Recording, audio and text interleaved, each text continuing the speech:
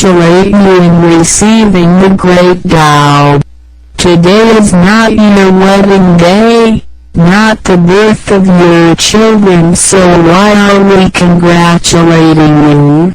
When we go to Buddhist temple to pray, do people congratulate you after the prayer ceremony? No.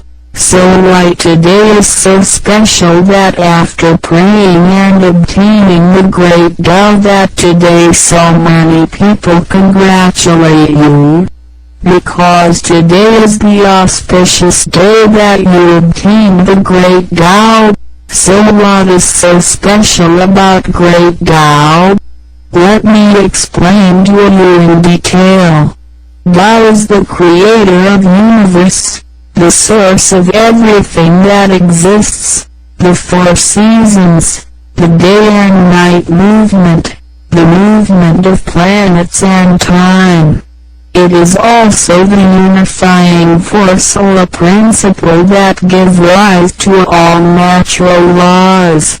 Tao is also the path/direction of spiritual cultivation, where we can eventually become saints or a Buddha. Every ancient saint, Buddhas obtained the Tao in the past time, so they were able to surpass the limits or a boundary of birth and death and exist forever. Now what you obtain today is just the same as what they did.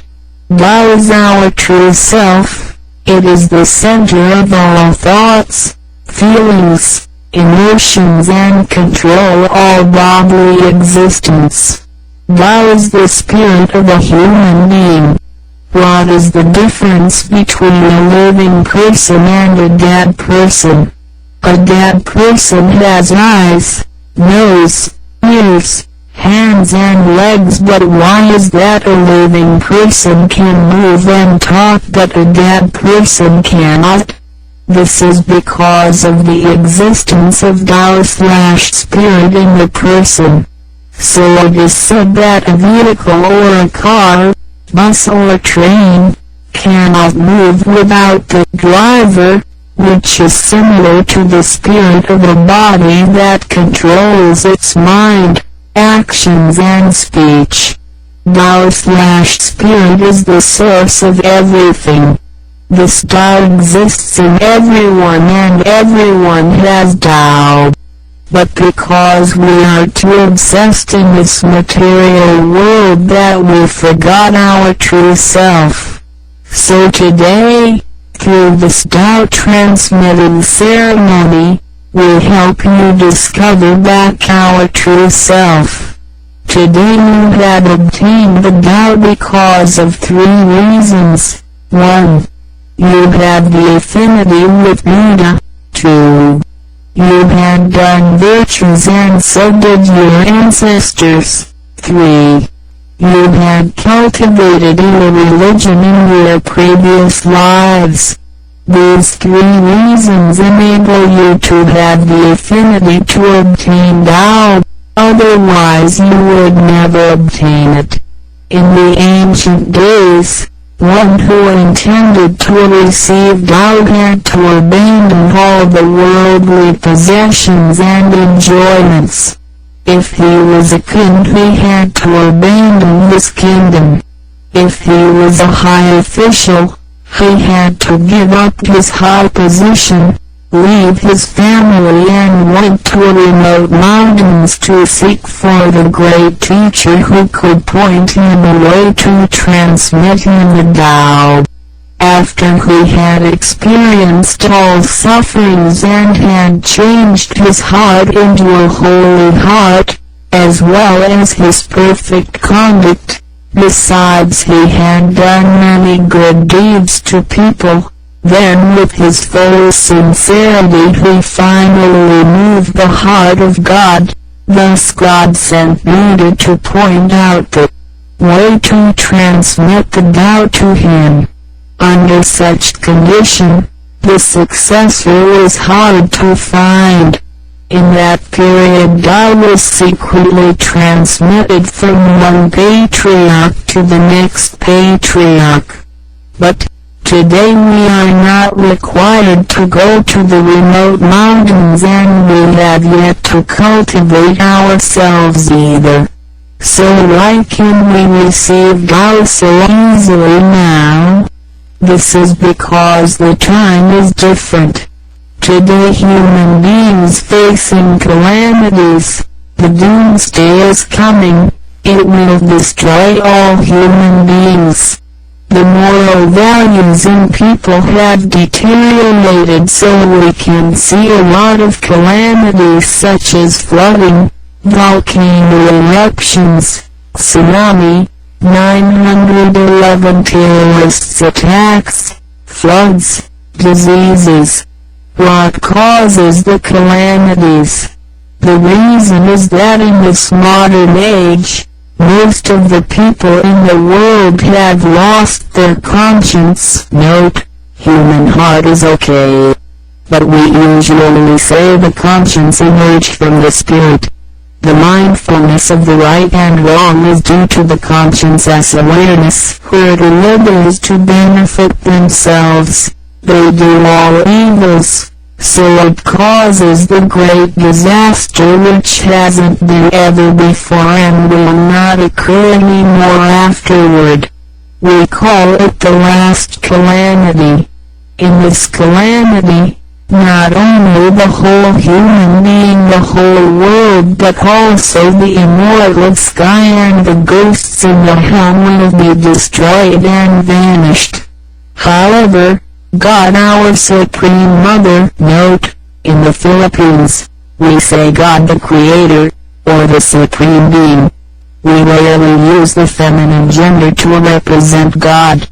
But in the Tao seminar in Chinese we are taught to use the feminine gender to represent God. Right parenthesis. He bestows our soul is merciful and compassionate. She cannot bear all good and bad being destroyed altogether. In order to save the good people, the merciful Buddhas bestowed us with the great Tao. So she descends the Tao and sends the great teacher Buddha Siku and Bodhisattva Yuli to come to the world to rescue the three kinds of creatures. They are the immortal sky, the human being in the world, and the ghost in the hell. Altogether return to heaven. Our Master Shiju and Shimu under the command of God transmit the true Tao to the three kinds of creature. Their duty is to manage the so-called the last salvation. This salvation is without a word. This transmission is out of preaching. It directly points out the original nature of mankind to make people realize their original nature, then come to enlightenment. When the last calamity comes, nothing can save mankind, except the only way, that is Tao, which is descended by God. That's why the Tao is widely propagated in nowadays to save the good man.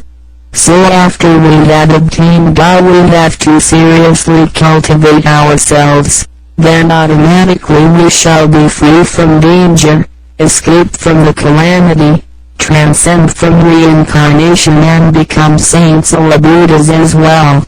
Ladies and gentlemen, you have received the great Almighty Tao today.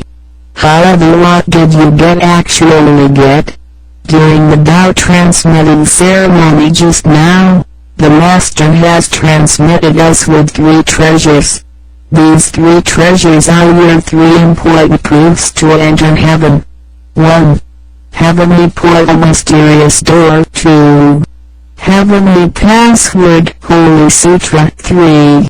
Heavenly hand sign hand seal. 1.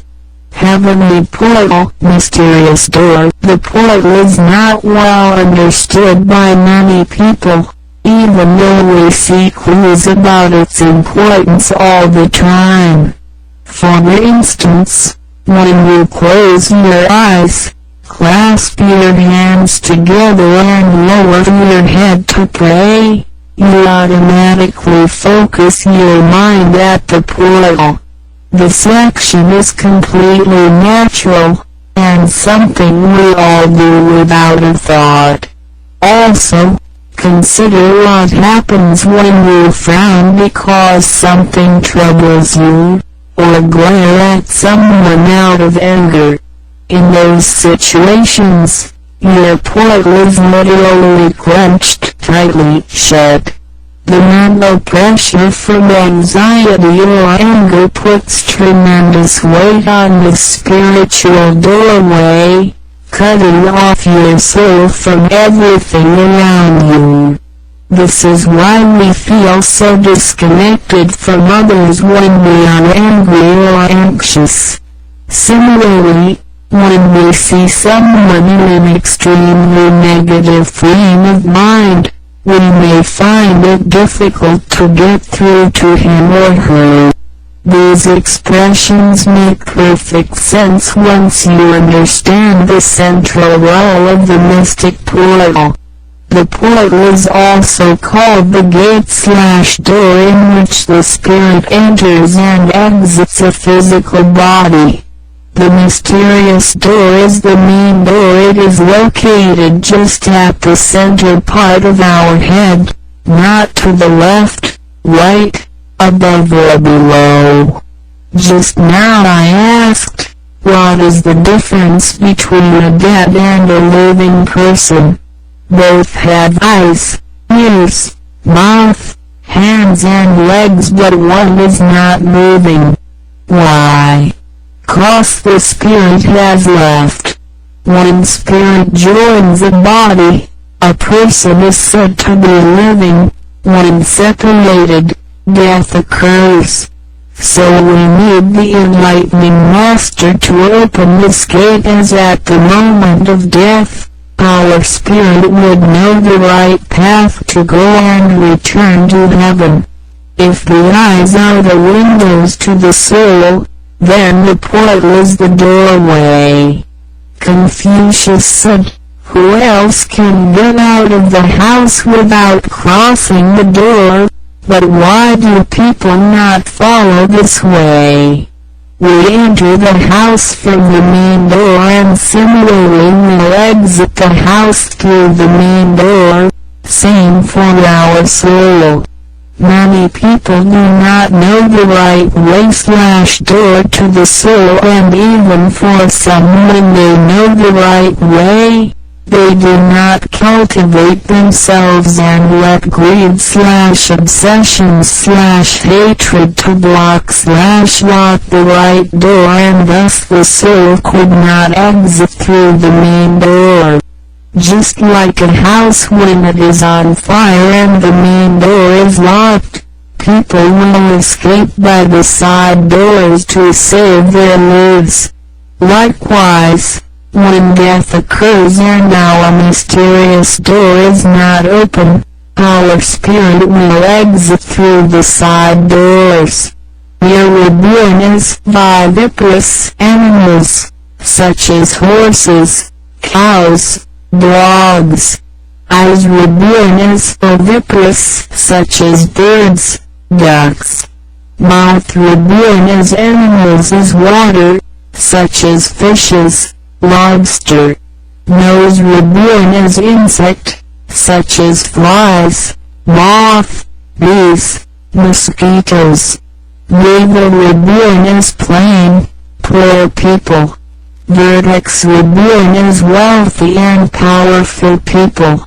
These mentioned above are the ways of reincarnation, cannot be freed from the sufferings of birth and death. Today the enlightening master opens our right door. This is the way to heaven. We don't get out by the side doors anymore. We shall not fall into the sufferings of reincarnation, but we have to cultivate ourselves, because we cannot return to heaven if we are still full of sin. 2. Heavenly Password Holy Sutra. The second treasure XXXXX is the words that Master asked us to repeat after him. This is the Holy Sutra. This holy sutra cannot be found in books or sutras.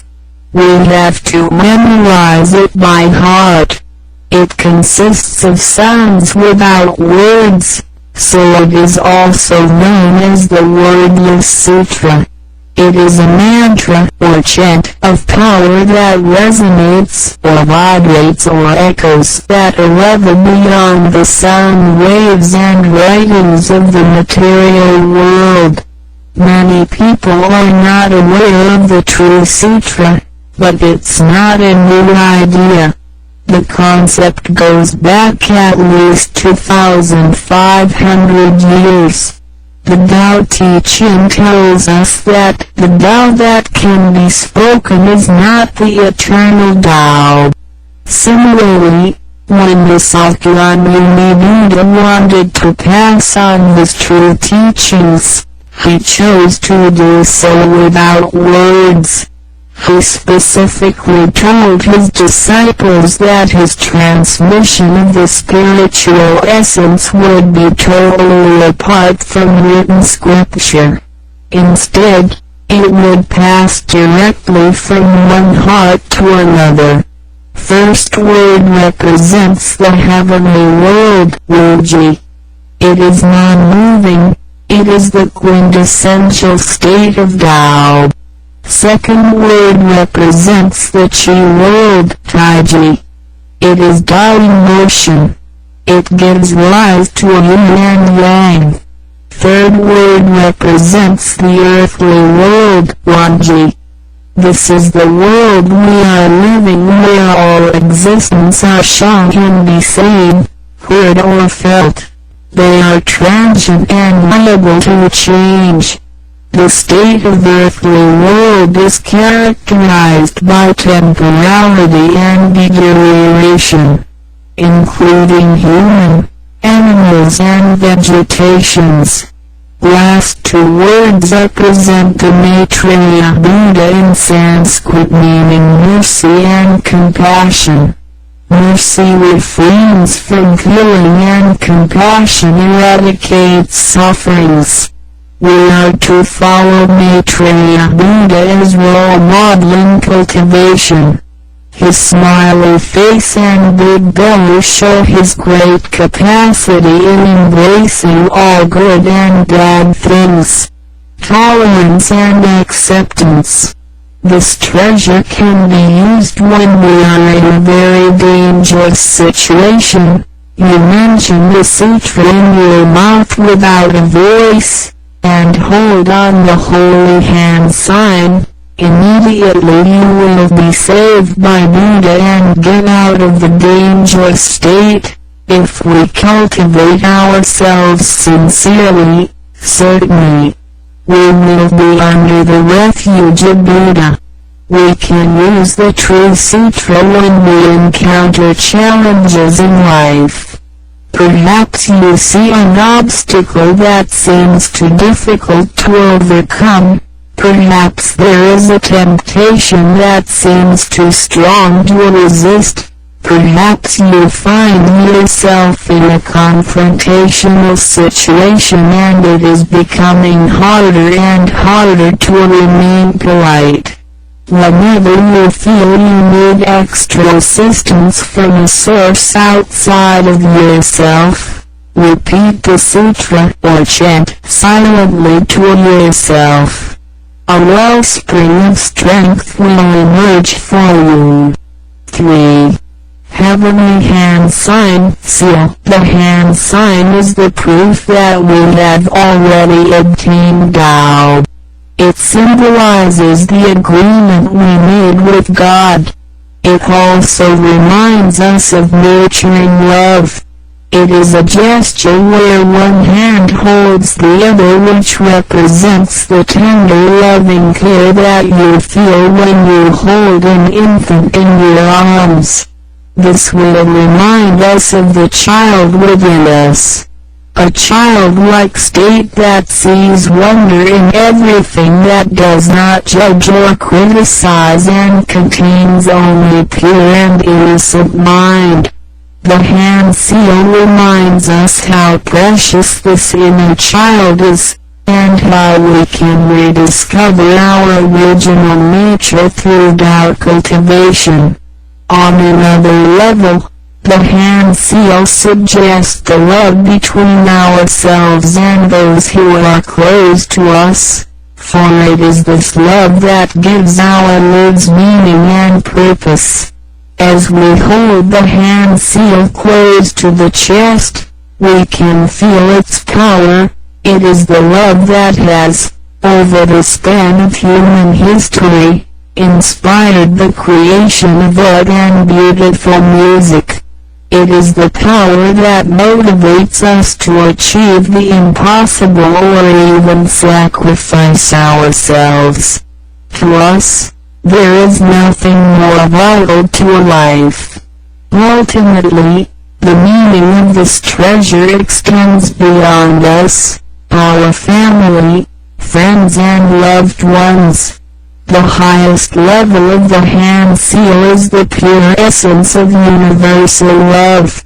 When we expand our awareness outward, we begin to realize that everyone is the energy of love solidified into human form. We learn to see the divine or heavenly in all people, no matter who they are. When this treasure extends beyond human beings, we begin to realize that all living things are part of the same energy too. The 10,000 things, including ourselves, are all musical notes in a great cosmic symphony. We begin to realize that the word universe means literally one verse of this grand composition. When we use the hand seal, we tune into this universal, musical essence. It resonates in the core of our being. In the presence of this great power, we feel grateful and humble. It is a power that nurtures and protects us, just as we nurture and protect those we love. In our daily lives, it can be easy for us to get disconnected from the essence of love. The material world, with its temptations and pressures, can warp and twist our emotions into envy, jealousy, and even hatred. These feelings manifest themselves as annoyances, irritations, anger, and even heated outbursts. The hand seal reconnects us. When we feel as if we are about to lose temper, when we sense tension and frustration mounting, this treasure will bring us back to where we really want to be. It points us to our original nature, and reminds us that we are, in our innermost selves, beings of light and divine manifestations or appearance of love. This is the third treasure.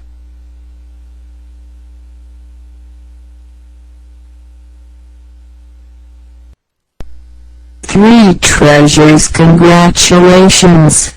Congratulate you in receiving the great Tao.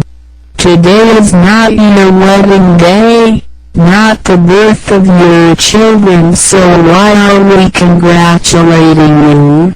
When we go to Buddhist temple to pray, do people congratulate you after the prayer ceremony? No. So why today is so special that after praying and obtaining the great Tao, that today so many people congratulate you? Because today is the auspicious day that you obtain the great Tao. So what is so special about great Tao? Let me explain to you in detail. Tao is the creator of universe, the source of everything that exists, the four seasons, the day and night movement, the movement of planets and time.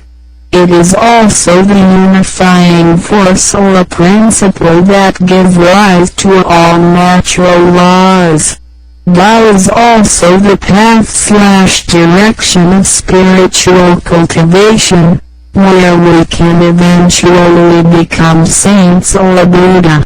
Every ancient saint, Buddhas obtained the Tao in the past time, so they were able to surpass the limits or boundary of birth and death and exist forever. Now what you obtain today is just the same as what they did. Tao is our true self. It is the center of all thoughts, feelings, emotions and control all bodily existence. Tao is the spirit of a human being. What is the difference between a living person and a dead person? A dead person has eyes, nose, ears, hands and legs, but why is that a living person can move and talk but a dead person cannot? This is because of the existence of Tao/spirit in the person. So it is said that a vehicle or a car, bus or a train, cannot move without the driver, which is similar to the spirit of a body that controls its mind, actions and speech. Tao/spirit is the source of everything. This Tao exists in everyone and everyone has Tao. But because we are too obsessed in this material world that we forgot our true self. So today, through this Tao transmitting ceremony, we help you discover back our true self. Today you have obtained the Tao because of 3 reasons. 1. You have the affinity with Buddha. 2. You had done virtues and so did your ancestors. 3. You had cultivated a religion in your previous lives. These 3 reasons enable you to have the affinity to obtain Tao, otherwise you would never obtain it. In the ancient days, one who intended to receive Tao had to abandon all the worldly possessions and enjoyments. If he was a king, he had to abandon his kingdom.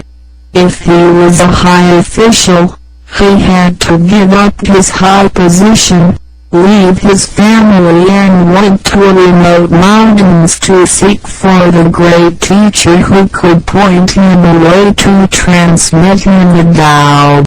After he had experienced all sufferings and had changed his heart into a holy heart, as well as his perfect conduct, besides he had done many good deeds to people, then with his full sincerity he finally moved the heart of God. Thus God sent Buddha to point out the way to transmit the Tao to him. Under such condition, the successor was hard to find. In that period Tao was secretly transmitted from one patriarch to the next patriarch. But today we are not required to go to the remote mountains and we have yet to cultivate ourselves either. So why can we receive Tao so easily now? This is because the time is different. Today human beings facing calamities. The doomsday is coming. It will destroy all human beings. The moral values in people have deteriorated, so we can see a lot of calamities such as flooding, volcano eruptions, tsunami, 911 terrorist attacks, floods, diseases. What causes the calamities? The reason is that in this modern age, most of the people in the world have lost their conscience. Note, human heart is okay. but we usually say the conscience emerged from the spirit. The mindfulness of the right and wrong is due to the conscience awareness, where to live is to benefit themselves. They do all evils, so it causes the great disaster which hasn't been ever before and will not occur anymore afterward. We call it the last calamity. In this calamity, not only the whole human being, the whole world, but also the immortal sky and the ghosts in the hell will be destroyed and vanished. However, God, our Supreme Mother, note, in the Philippines, we say God the Creator, or the Supreme Being. We rarely use the feminine gender to represent God. But in the Tao seminar in Chinese we are taught to use the feminine gender to represent God. Right parenthesis, He bestows our soul as merciful and compassionate. She cannot bear all good and bad being destroyed altogether. In order to save the good people, the merciful Buddhas bestowed us with the great Tao. So she descends the Tao and sends the great teacher Buddha Sikhu and Bodhisattva Yuli to come to the world to rescue the three kinds of creatures. They are the immortal sky, the human being in the world, and the ghost in the hell, altogether return to heaven. Our Master Shiju and Shimu under the command of God transmit the true Tao to the three kinds of creature. Their duty is to manage the so-called the last salvation. This salvation is without a word. This transmission is out of preaching. It directly points out the original nature of mankind to make people realize their original nature, then come to enlightenment. When the last calamity comes, nothing can save mankind, except the only way, that is Tao, which is descended by God. That's why the Tao is widely propagated in nowadays to save the good men. So after we had obtained Tao, we have to seriously cultivate ourselves. Then automatically we shall be free from danger, escape from the calamity, transcend from reincarnation and become saints or Buddhas as well. Ladies and gentlemen, you have received the great Almighty Tao today. However, what did you actually get? During the Tao transmitting ceremony just now, the Master has transmitted us with three treasures. These three treasures are your three important proofs to enter heaven. 1. Heavenly Portal Mysterious Door. 2. Heavenly Password Holy Sutra. 3. Heavenly Hand Sign Hand Seal. 1. Heavenly Portal Mysterious Door. The portal is not well understood by many people, even though we see clues about its importance all the time. For instance, when you close your eyes, clasp your hands together and lower your head to pray, you automatically focus your mind at the portal. This action is completely natural, and something we all do without a thought. Also, consider what happens when you frown because something troubles you, or glare at someone out of anger. In those situations, your portal is literally clenched tightly shut. The mental pressure from anxiety or anger puts tremendous weight on the spiritual doorway, cutting off your soul from everything around you. This is why we feel so disconnected from others when we are angry or anxious. Similarly, when we see someone in an extremely negative frame of mind, we may find it difficult to get through to him or her. These expressions make perfect sense once you understand the central role of the mystic portal. The portal is also called the gate/door in which the spirit enters and exits a physical body. The mysterious door is the main door. It is located just at the center part of our head, not to the left, right, above or below. Just now I asked, what is the difference between a dead and a living person? Both have eyes, ears, mouth, hands and legs, but one is not moving. Why? 'Cause the spirit has left. When spirit joins a body, a person is said to be living. When separated, death occurs. So we need the enlightening master to open this gate, as at the moment of death, our spirit would know the right path to go and return to heaven. If the eyes are the windows to the soul, then the portal is the doorway. Confucius said, "Who else can get out of the house without crossing the door? But why do people not follow this way? We enter the house from the main door, and similarly we exit the house through the main door. Same for our soul. Many people do not know the right way/door to the soul, and even for some, when they know the right way, they do not cultivate themselves and let greed/obsessions/hatred to block/lock the right door, and thus the soul could not exit through the main door. Just like a house when it is on fire and the main door is locked, people will escape by the side doors to save their lives. Likewise, when death occurs and our mysterious door is not open, our spirit will exit through the side doors. We are reborn as viviparous animals, such as horses, cows, dogs. As reborn as oviparous, such as birds, ducks. Mouth reborn as animals is water, such as fishes, lobster. Nose reborn as insect, such as flies, moth, bees, mosquitoes. Navel reborn as plain, poor people. Vertex reborn as wealthy and powerful people.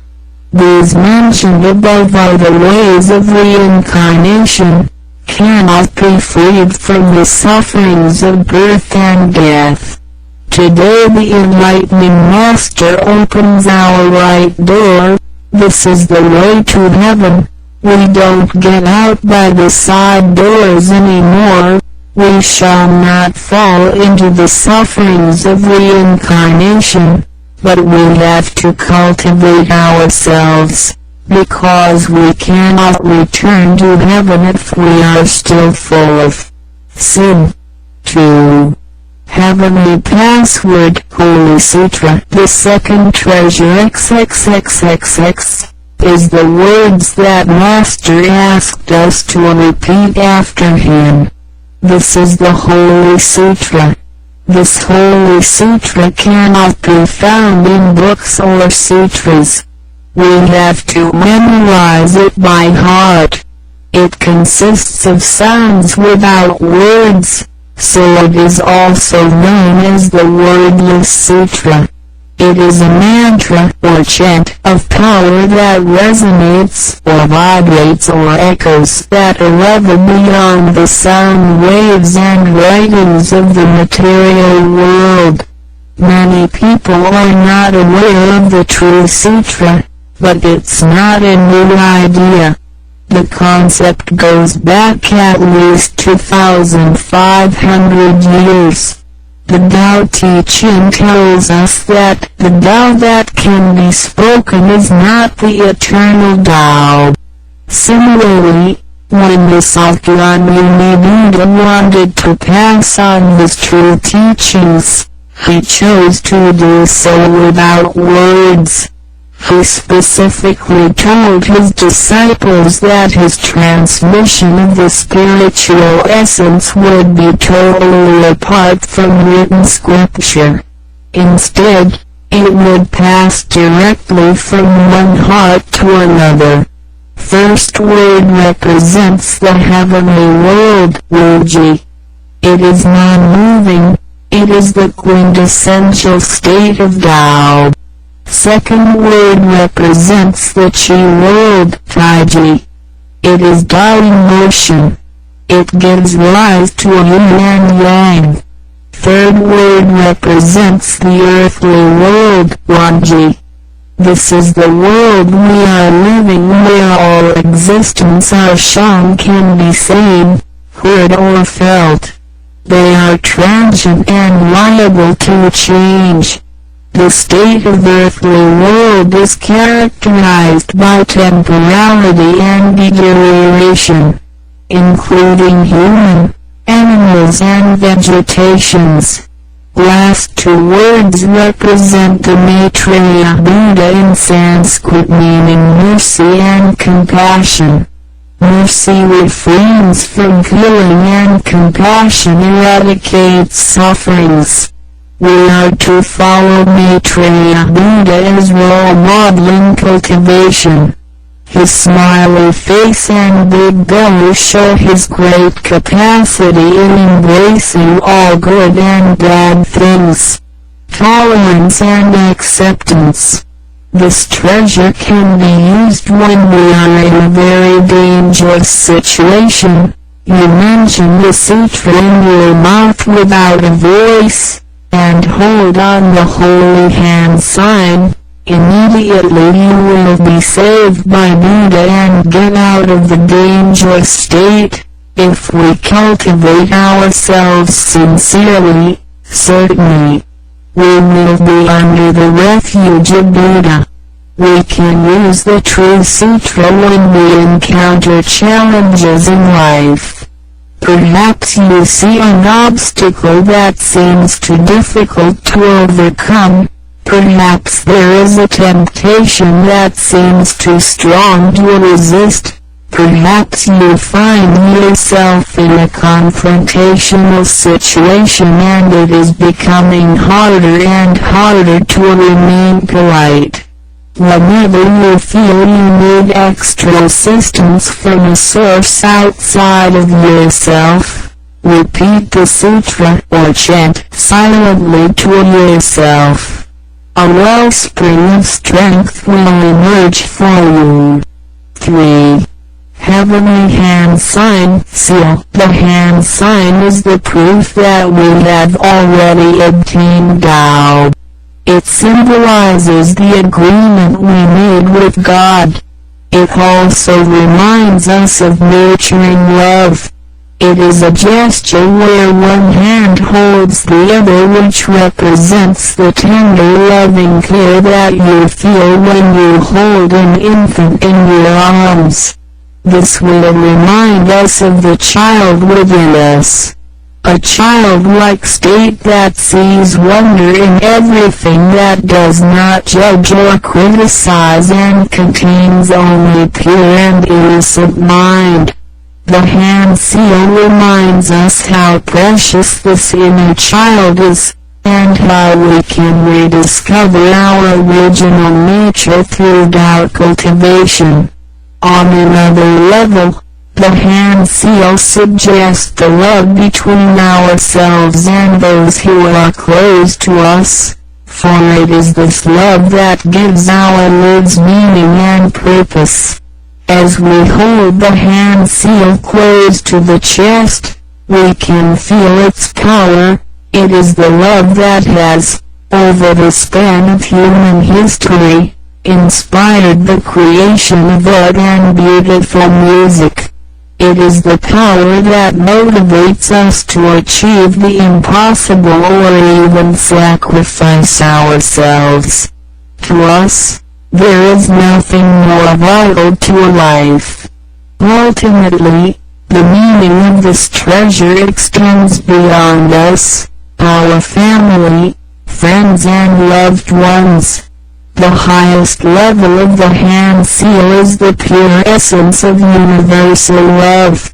When we expand our awareness outward, we begin to realize that everyone is the energy of love solidified into human form.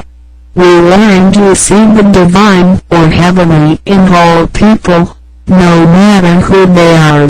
When this treasure extends beyond human beings, we begin to realize that all living things are part of the same energy too. The 10,000 things, including ourselves, are all musical notes in a great cosmic symphony. We begin to realize that the word universe means literally one verse of this grand composition. When we use the hand seal, we tune into this universal, musical essence. It resonates in the core of our being. In the presence of this great power, we feel grateful and humble. It is a power that nurtures and protects us, just as we nurture and protect those we love. In our daily lives, it can be easy for us to get disconnected from the essence of love. The material world, with its temptations and pressures, can warp and twist our emotions into envy, jealousy, and even hatred. These feelings manifest themselves as annoyances, irritations, anger, and even heated outbursts. The hand seal reconnects us. When we feel as if we are about to lose temper, when we sense tension and frustration mounting, this treasure will bring us back to where we really want to be. It points us to our original nature, and reminds us that we are, in our innermost selves, beings of light and divine manifestations or appearance of love. This is the third treasure.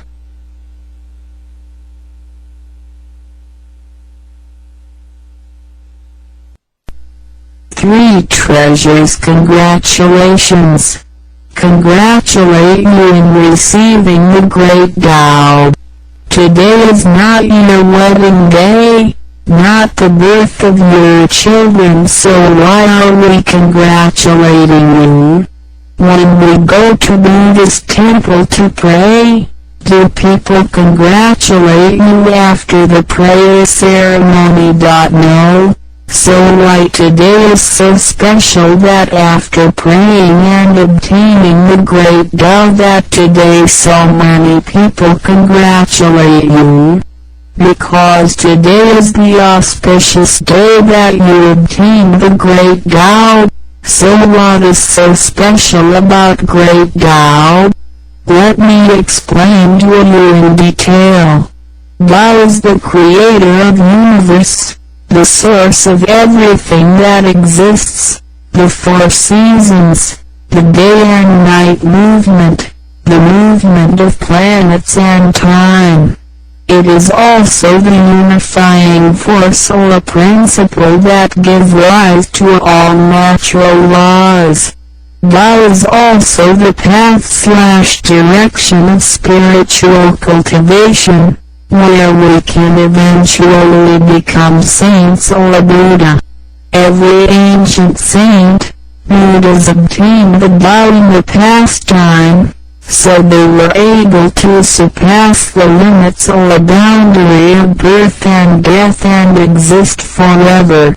Now what you obtain today is just the same as what they did.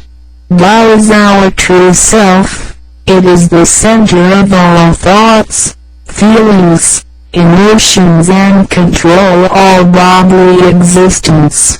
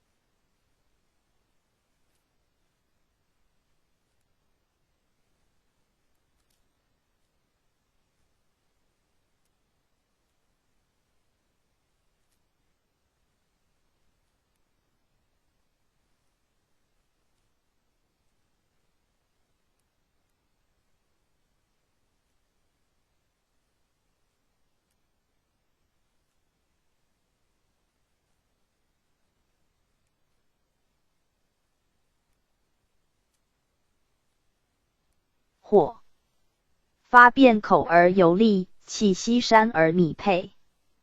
关中古之忧愤，怀元王之冲粹。丁战国之全真，方田兴于道寺。学夫丘以旧德，有三如。以成类。节流始于出元，类人基于前美。播楚族之修猎，传方。素于来寺。强健欲于清虚，德至称于千里。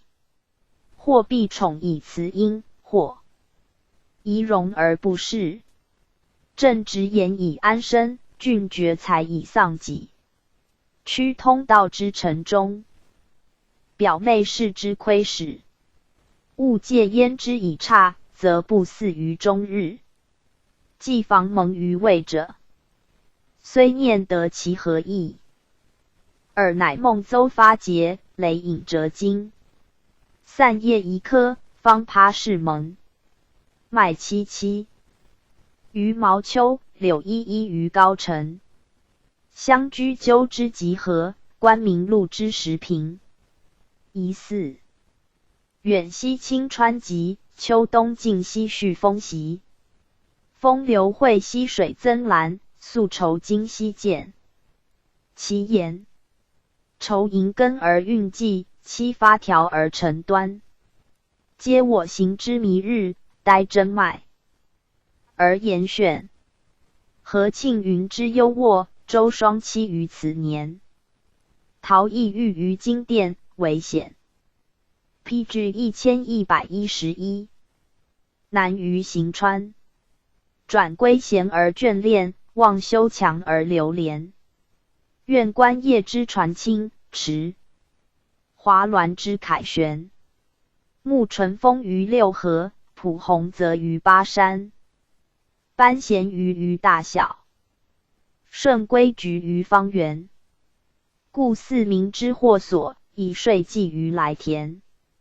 苦邯郸之南部。数行迷之一权。常守仆以忠忍，一拙者之正焉。人除宋国黄门侍郎，迁相国从事中郎，世子左卫律。作者。沙门生，免官。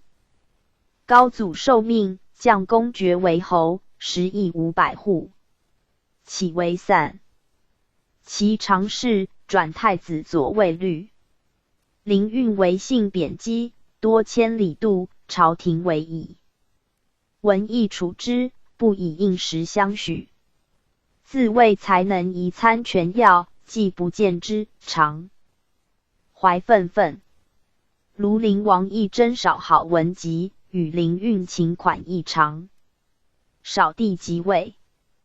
权在大臣，灵运构善异同，非毁执政，司徒徐献之等患之，初为永嘉太守。郡有名山水，灵运素所爱好，出手既不得志，遂肆意游遨，遍历诸县，动于巡朔，民间听颂，不复关怀。所至，则为诗咏，以致其意焉。在郡益州，称疾去职，从帝会要。弘维等并与书指之，不从。灵运父祖并葬使宁县，并有故宅集数，遂移集会稽，修营。别业，傍山带江，尽幽居之美。与隐士王弘之、孔纯之等纵放。惟余有忠焉之志。每有一诗至都译，贵贱莫不尽写，速习之。兼世数皆变，远近倾慕，名动京师。作《山居赋》，并自注，以言其事。曰：古朝居穴处曰岩栖，洞宇居山曰山居，在林野曰丘园，在交郭曰城傍，四者不同，可以理推。岩心也，黄屋石不疏于坟。阳即是也，山居良有一乎是禅。抱疾就贤，顺从性情，感虑所乐，而以作赋。杨子云云，诗人之赋立以则，文体宜坚，以成其美。今所赋既非京都宫观游猎声色之盛，而续山野草木、水石骨架之事，才乏袭人，心放俗外，勇于文则可免而就之。求立渺矣远矣。览者废章，左之晏辞，寻台，好之深意，去世。PG 1112。取素，倘直其心耳。一时言表，而书不尽，一记所忆，托之有赏。其辞曰：谢子卧极山顶，览古人遗书，与其意合，悠然而笑曰：夫道可崇，故物为轻；礼宜存，故使思忘。古今不能革，直文贤。其长，何公非缙云之馆，瞿氏岂放勋之堂？卖身心于鼎湖，宋。高擎于汾阳，皆文臣之阙例，愿追松以远游。嘉陶朱之古照，乃欲种以免忧。盼生民之有变，全容肃其无留。孰如牵犬之路？既寡，听鹤之徒何由哉？礼以相得为事，古人遗书，与其意合，所以为效。孙权亦谓周瑜，公瑾与孤议和。夫能重道则轻物，存礼则忘事。古今直文可谓不同，而此处不异。晋云：放勋不以天居为所乐，故河公、瞿氏皆非燕流、鼎湖、汾阳，乃是所居。唯文臣、张良却力弃人间事，从赤松子游、陶朱、范蠡、临去之际，亦与文种云云。为二贤既全容肃，故声名有盼也。牵犬、李斯之叹，听鹤、陆机领成都众大败后，云斯文华庭鹤立，不可复的。若夫巢穴以风漏遗患，则大壮以动与曲臂，公室以摇玄至美，则白奔以秋园舒适。为上为于言鹤，性兼善而往志。虽非是朝而寒暑均和，虽是筑构而赤朴两世。亦云上古穴居野处，后世圣人亦之以公室，上动下雨，以避风雨，盖取诸大壮。玄堂自世素，故曰白奔最是上爻也。此堂是意矣。谓言鹤道生于秋园，而不为巢穴，思勉为为的寒暑之事，虽是筑构，无妨非巢室云云。习众常怨言，流水高山，应渠作书，忙复洛川。是有偏侧的阙周原，铜陵之傲，卓氏冲披归之端，筋骨之力，石子之音，徽之官，图形玉之会位，习事异于期盘。至若凤，从二台，云孟、青丘、张渠、祁元、菊陵、常州，虽千乘之真怨，孰家遁？PG 1113。之所由，且山川之未备，亦鹤异于间求。众长子云：欲使居，有良田广宅，在高山流川之畔。沟池自环，竹木周部，场又在前，果园在后。应渠与陈文信书云：故求稻田，在关之西。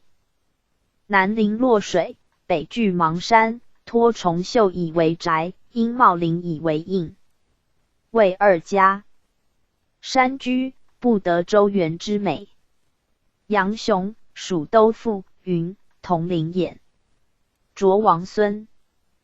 采山筑铜固，汉书或直传云：卓氏之陵穷，攻善山川。杨雄，方言，梁邑之间材木为器曰匹，列帛为衣曰圭。今古石纪伦之别庐，在河南界，有山川陵墓，池沼水对，其震下披石，过犹赋诗，一代甚极。谓二帝虽真丽，然制作非期盘之意也。凤台，秦穆公时秦女所居，以致消史。从台，赵之重馆。张衡为赵筑从台于前，楚见张华于后。楚之。云梦，大中为居，常隐赋。楚灵王游云梦之中，习于金台之上。前方淮之水，左洞庭之波，右顾彭蠡之涛，南望巫山之阿。遂造张华之台，亦见诸史。淮南青丘，其之海外，皆列所思。马相如云：秋田乎青丘，彷徨乎海外。张渠，始起为未闻。侯所起，盖水之所。其源，谓之竹源，在其水之奥，诗人所载。橘陵，蜀之园陵。杨子云：蜀都傅，亦云橘陵。左太冲，谓户有橘柚之园。常州，吴之苑柚，左翼谓常州之茂苑，阴江。海州主以为苑柚为故为表此园之真境。谦，陈彦希之所，非为弃止之为，且山川亦不能兼茂，随地势所欲耳。览明达之福运，承积坚而礼默。止岁暮而归休，永鸿辉于堪乐。遐三闾之丧姜，今望诸之去国。选自然之神力，尽高期之义德。于祖车骑见大公怀肥江左的免横流之祸。后及太傅季薨，见图已辍，于是便求解驾东归，以避君侧之乱。废新颍县，当是贤达之心，故选神力之所，以生高期之意。经史 PG 1114。山川实基于此。养前哲之遗训，抚性情之所变。奉为屈以宴席，保自是矣。陈贤，愧班生之素物，残上子之晚言。年与疾而偕来，至沉拙而俱炫。谢平生于之游，期轻旷于山川。为经史此山，遗训于后也。性情各有所变，山居是其一也。亦云相会入宴席。庄周云自是其心，此二是其所处。班四本不染，是故曰素物，上平未能去类，故曰晚言。享持二人，更以年。衰极至，至寡求卓曰臣，并可山居。曰与之游别，故曰谢平生。就山川，故曰期轻旷。其居也，左湖右江，往主还听。面山背腹，东阻西侵。抱含稀土，款跨淤营。绵连斜亘，侧直其平。梅臣曰：左江右湖，其乐无有。此无客说楚公子之辞，当谓江都之也。彼虽有江湖而伐山岩，此亦江湖左右与之同，而山岳形势，驰骋所无也。往主还听，谓四面有水，面山背覆，亦谓东西有山，便是四水之理也。抱含土溪，谓中央复有川，款跨淤营，谓边背，相连带。迂回处谓之斜亘，平正处谓之侧直。晋东则上田、下湖、西溪、南谷、石传、石滂、闵行、黄竹，绝非全于百仞，僧高不逾千路。血长源于远江，派生必于晋都。上田在下湖之水为，名为田口。下湖在田之下下出，并有名山川。西溪、南谷分流，谷漳水泉入田口。西溪水出始，宁县西谷漳，是晋山之最高峰者，西溪便是为之背。入西溪之里的石传，以石为祖，故谓为传。石滂在西溪之东，从县南入9里，两面峻峭数10丈，水自上飞下，彼至外溪，峰登10数里，皆非流汛积，左右岩壁绿竹。闵行在石滂之东西，逶迤下筑良田。黄竹与其连，南界蒲中也。晋南则会以双流，引以三州。表里回游，离合山川。二崩。PG 1115。飞于东峭，盘蚌薄于西迁。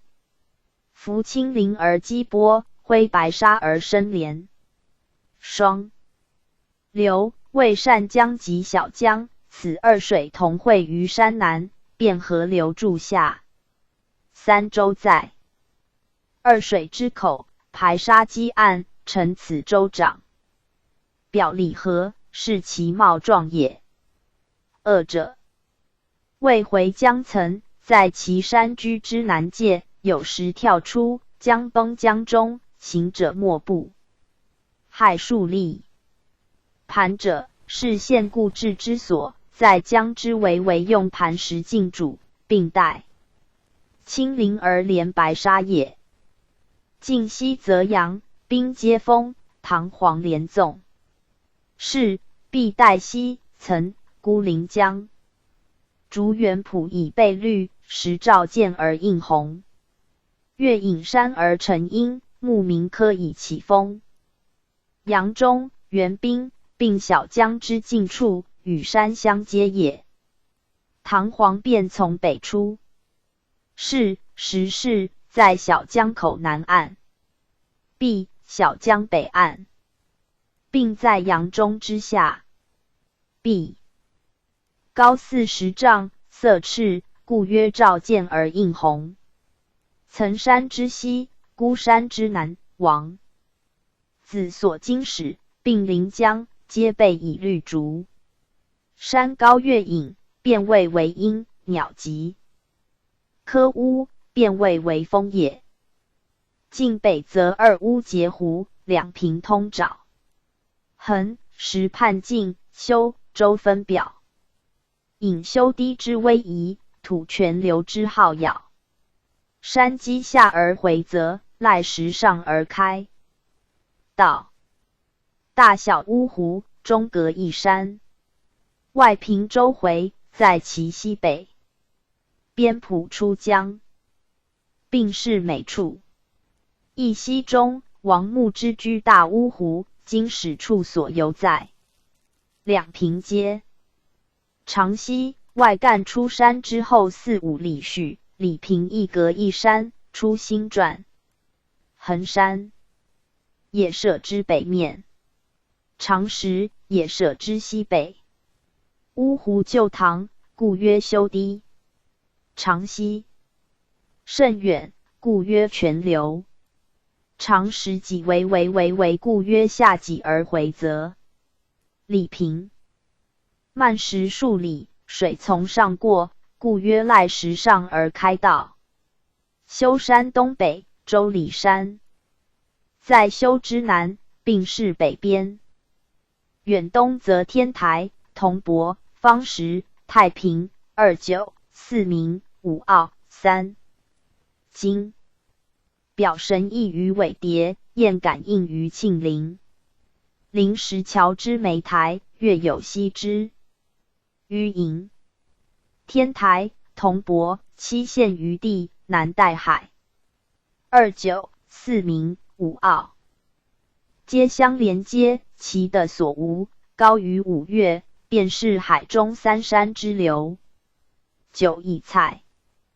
PG 1116。为名。4明，方石，四面自然开窗也。5奥者，谭记道人，蔡氏、西氏、谢氏、陈氏各有1奥，皆相犄角，并是其地。3经。太平之北。太平，天台之始。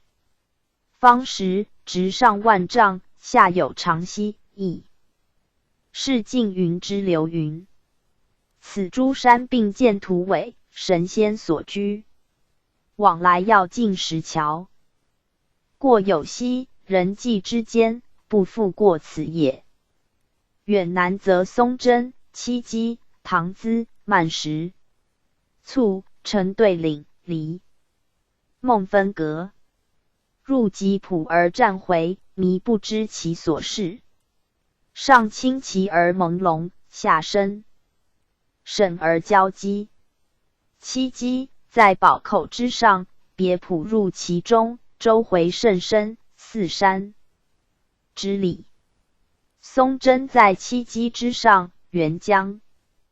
唐资入太平水路，上有瀑布数百丈。曼石在唐资下，西景新经史经舍，亦是名山之流。簇。陈与分界，去山80里，故曰远南。前岭鸟道，震荡50里。高，左右所无，就下地形高，乃当不称。远望骊山甚奇，蔚白。朔间者最高，下有良田，王敬弘经史经舍。谭记道人住孟山，名曰孟代，欲属之增田。清溪秀竹，回开巨石，有趣之极。此中多诸朴剑，傍依茂林，迷不知所通，清奇深审，处处皆然。不但一处。远西则下阙，远北则长江永归，据海盐纳。昆长冕旷，岛屿稠沓。山纵横以不护，水回沈而盈溢。杏荒极之绵渺，鸠风波之魁河。江从山北流，穷上于界，谓之三江口，便是大海。老子谓海为百谷王，以其善处下也。海人谓孤山为鲲雹。周有山，谓之岛屿，即周也。长者，沙始起江欲成屿，纵横无常，于一处回沈相萦扰也。大荒东极，故为荒极。风波不横，为魁河也。图观其南树之为深，脊为沉眼为暗侧深，相主之浅。洪涛满则层石眉，青蓝减则沈沙险。及风兴涛作，水势奔壮。余岁春秋，在月朔望。汤汤惊波，滔滔骇浪。电击雷崩，飞流。PG 1117。撒样。临绝壁而起层，横中流而连薄。始巽转而腾天，中到底而见壑。此除二心醉于吴客，和林怀残于海若。南树是麒麟。江旧宅，门前对江，三转层山，路穷似江，对岸西面长石。此二山之间，西南角暗孤山，此二山皆是峡处，故曰深脊。永门以南上遍大廊，故曰沉眼。岸高侧深，主下之浅也。江中有孤石沈沙，随水增减，春秋朔望，是其盛时。故梅成云，楚太子有疾，吴客问之，举秋涛之美，得以抽病。太子，国之楚耳，故曰楚耳。河陵，河伯居河，所谓河陵。据于海若，是见庄周。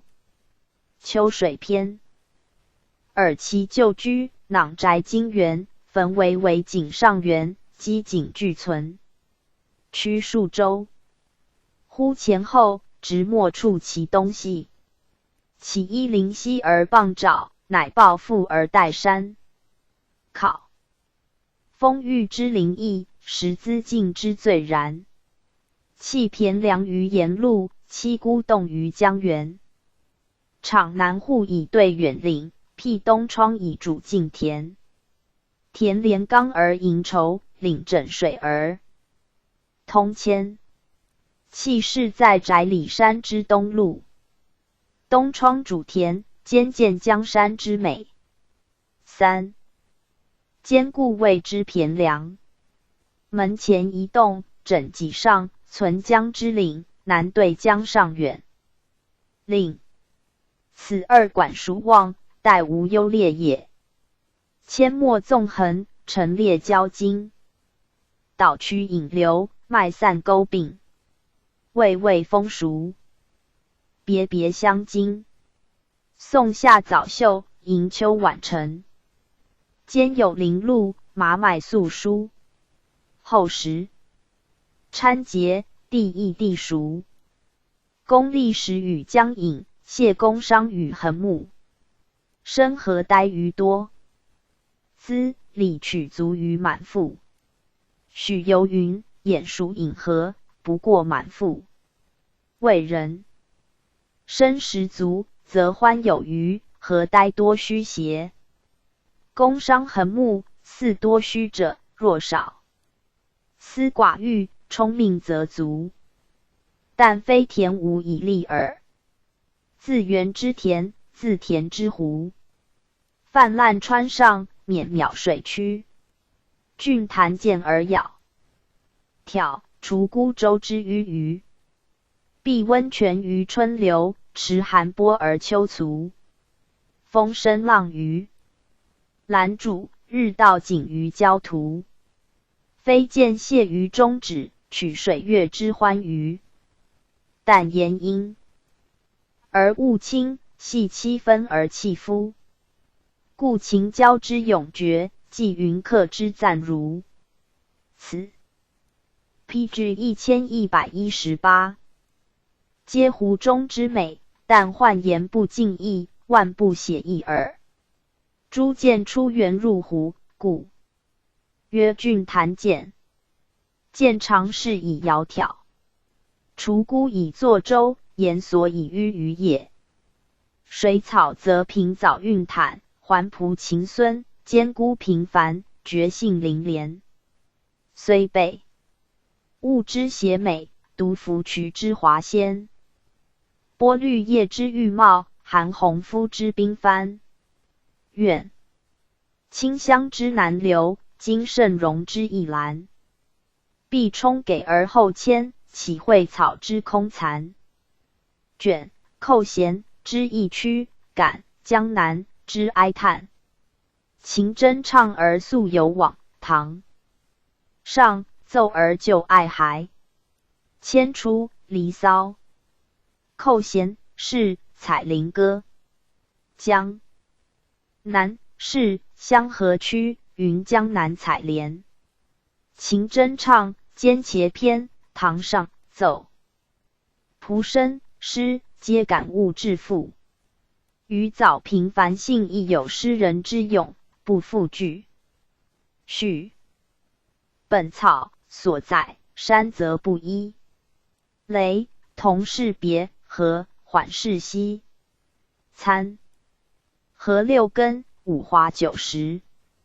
二冬并称而殊性，三见异形而同出。水乡。宋秋而浊茜，铃兰尽雪而扬衣。卷帛万代而不陨，茯苓千岁而方知。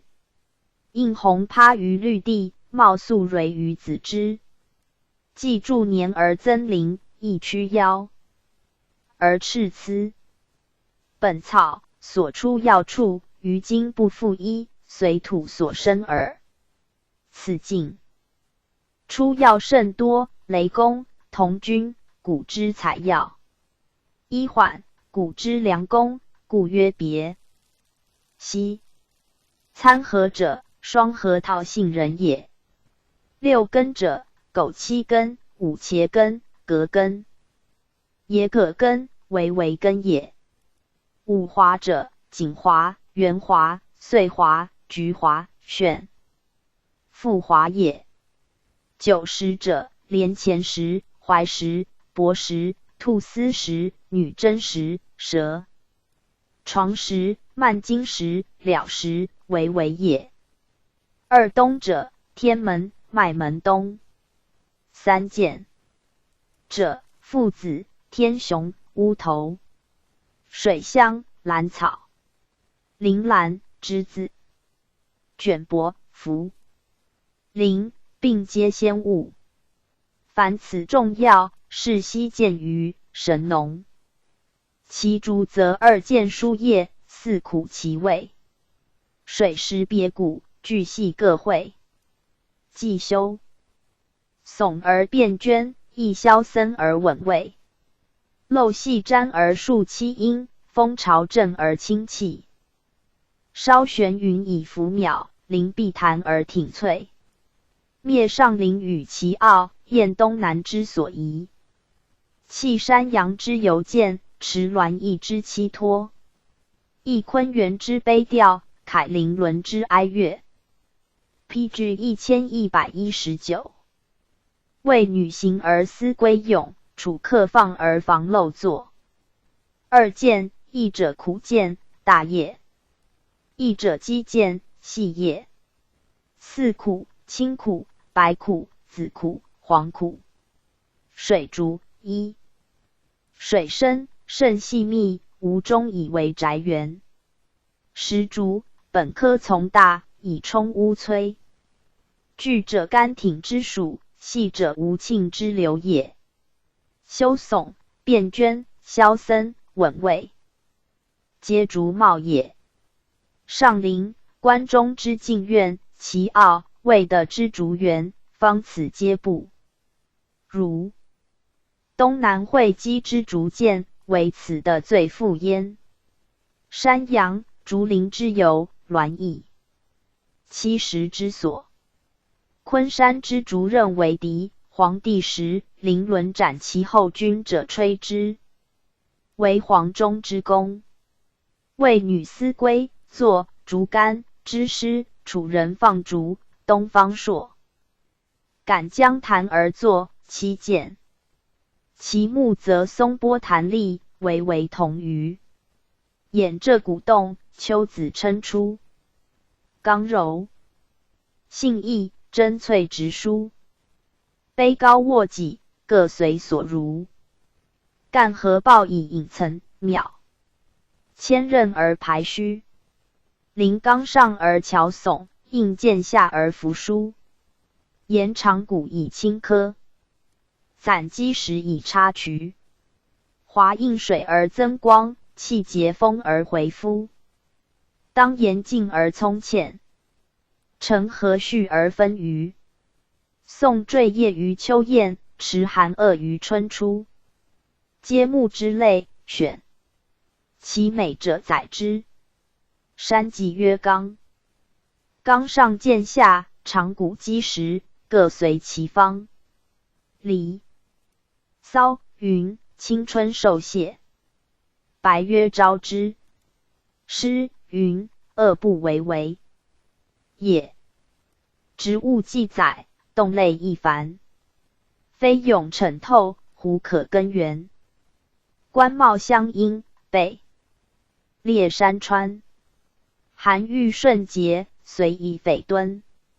草木竹植物，鱼鸟兽动物。兽有数种，有腾者，有走者。走者称，腾者透。谓种。类既繁，不可根源，但观其貌状，相其音声，则知山川之好。心节随宜，自然之术，非可敦戒也。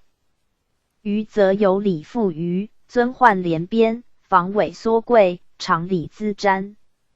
及采杂色，锦烂云仙。煞藻细浪，泛浮流渊。或鼓塞而湍越，或吊尾而波旋。卢既成时以入谱，感训言赖以出泉。由因忧，理因理，复因复，余因序，尊因寸滚返，换因晚，连因连，边因。PG 1120，必先反，防因防，尾因盘，缩因杀，贵因居坠反，长因上扬反，资因比之反，瞻因逐先反。皆说文字灵音。诗云景清有烂，故云景烂。卢记一时余，感因感，训因训，皆出西中时上，恒以为玩。鸟则鲲鸿一股，秋露宝香。鸡雀秀直，霞构寿章。臣服朝集，时交山梁。海鸟为风，朔晴必凉。移声归北，霜降克南。皆享云汉，吕肃江潭。临清望以下听，载王子而上餐。薄回舍，以辩汉，应名鹤而自丹。坤因坤，洪因洪，义因义。左传云六艺退飞，自如此。古因下主反，秋因秋，露因露，宝因宝，香因香。唐公之马，与此鸟色同，故谓为香。因象鸡雀霞构，见章茂鲜，博物志。敌因敌意志之美者，此四鸟并美采直。夫因夫也鸦也，常呆沉而飞。交因以消反，常尾至也。论语云：山梁辞志，实哉实哉！海鸟原居，臧文仲不知其鸟，以为神也。事件左传。朔晴，晏也，韩。月转往衡阳。礼记：双时降，晏来宾。岁末云：晏北向。震。是阳初生时，移声归北，霜降克南。山积应水，自完其羽夷者。山上则猿狸欢，暗漫亚犬迎。山下则熊皮柴虎，猿鹿群。今直飞之于琼崖，戳空绝于身形。敦谷底而长啸，攀木渺而哀鸣。元因元，阴魂。离因力之反，欢因火玩反。暗因武，宣反。慢因慢似欢而长，狼之属，亦曰出。亚因安遐反，犬。寅因一生反，离之黄黑者，亦曰四犬分。柴阴在皆反。元阴元。野羊大角。群阴鬼鸣反。金阴金，能戳直。虎长啸，猿哀鸣。鸣声可玩。鸣轮不投，至罗不披。盘翳迷用，提拳谁施？见虎狼之友人，伤岁欲之无涯。故若临而射道，勿好生之嫌疑。虑所有矣。及物，量不远之在斯。俯欧幽而越狱，度机心于凌迟。8。PG 1121。种皆是渔猎之具。自少不杀，至乎百首，故在山中，而此欢咏。废。庄周云：虎狼人兽，其不父子相亲。是云虎狼暴虐者，正。以其如禽兽，而人物不自悟其毒害，而言虎狼可及之甚，苟其。遂欲起复牙县。自若临奉法，故得免杀生之事。苟此物万物，好生之理。亦云不远复，无智慧。数乘此得以入道。庄周云：海人有机心，鸥鸟舞而不下。今无害彼之心，各说欲。于凌迟也。晋臣甚告，功亏前金。山野昭旷，聚落山星。故大慈之宏。是整群物之伦亲。岂欲得而空言，必有祸以善成。清路也之。华苑，县陵旧之名山。弃坚固之真陵，西安罗之方圆。虽翠荣之冕渺，为哀阴之恒存。见招题于幽风，寄镇西之席间。树邓。王之赠席，享相击之会餐。事在为而思通理，匪决而可温。甲。义调区云功臣嘉惠。晋臣亦此之流。聚落是虚意。为歌哭赠颂，有诸喧哗，不及山野为僧居止也。今教育令在山中，皆有成文。老子云：善待且善成，此道会物也。陆远。说四真谛，处。灵鹫山，说般若法华，处。坚固林，说尼。还处。安罗园，说不思议处。今庞陵一园志愿，仿佛在席。一。然托想，虽翠荣冕渺，哀阴若存也。招题，为僧不能常住者，可持坐坐处也。所谓席间。邓王相击，事出，为魔经。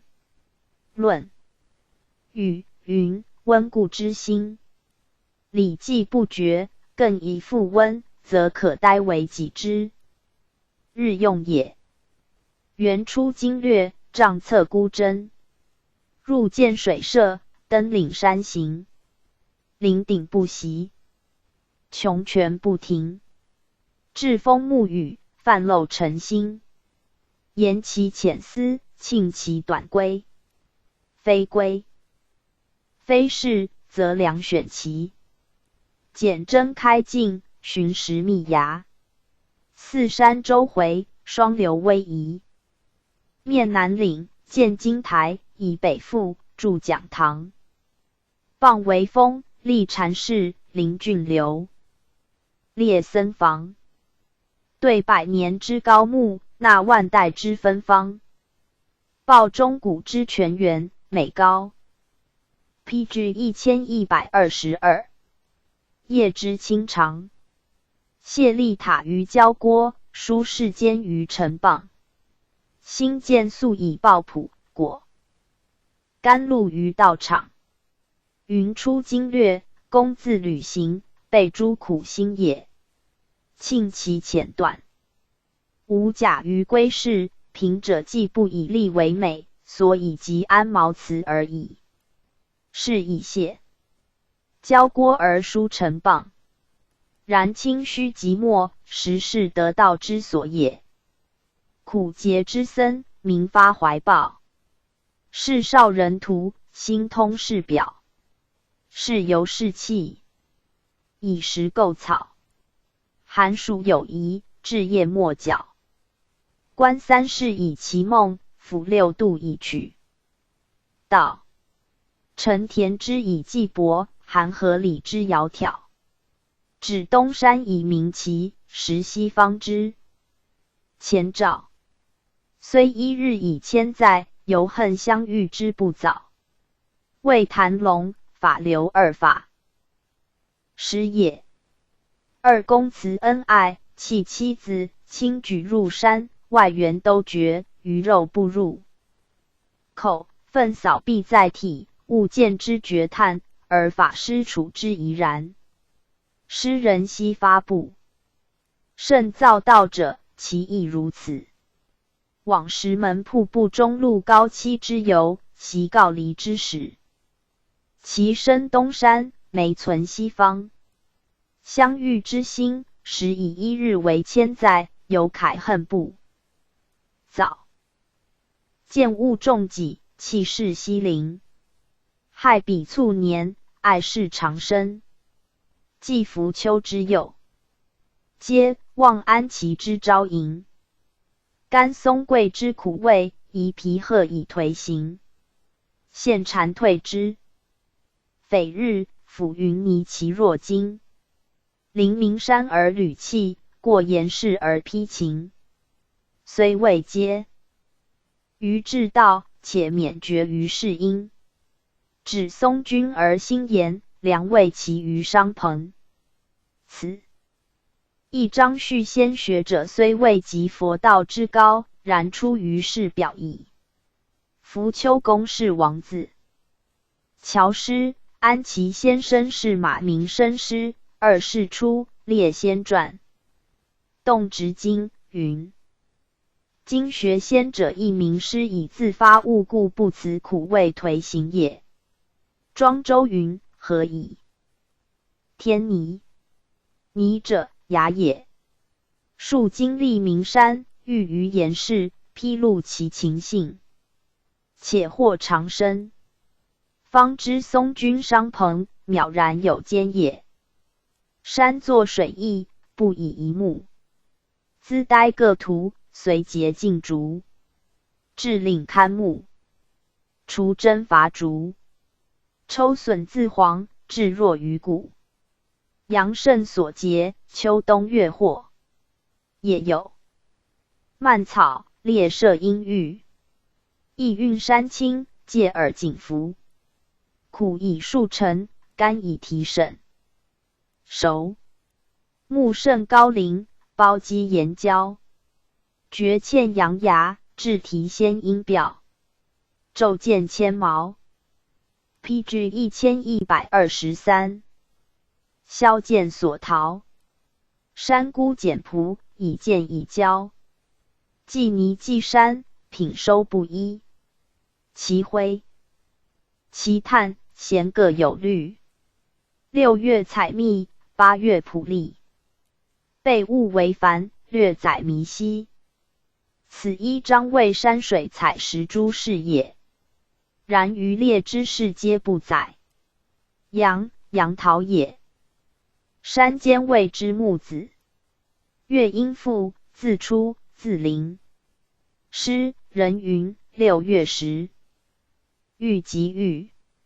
列射自出，而雅。数酒，味苦。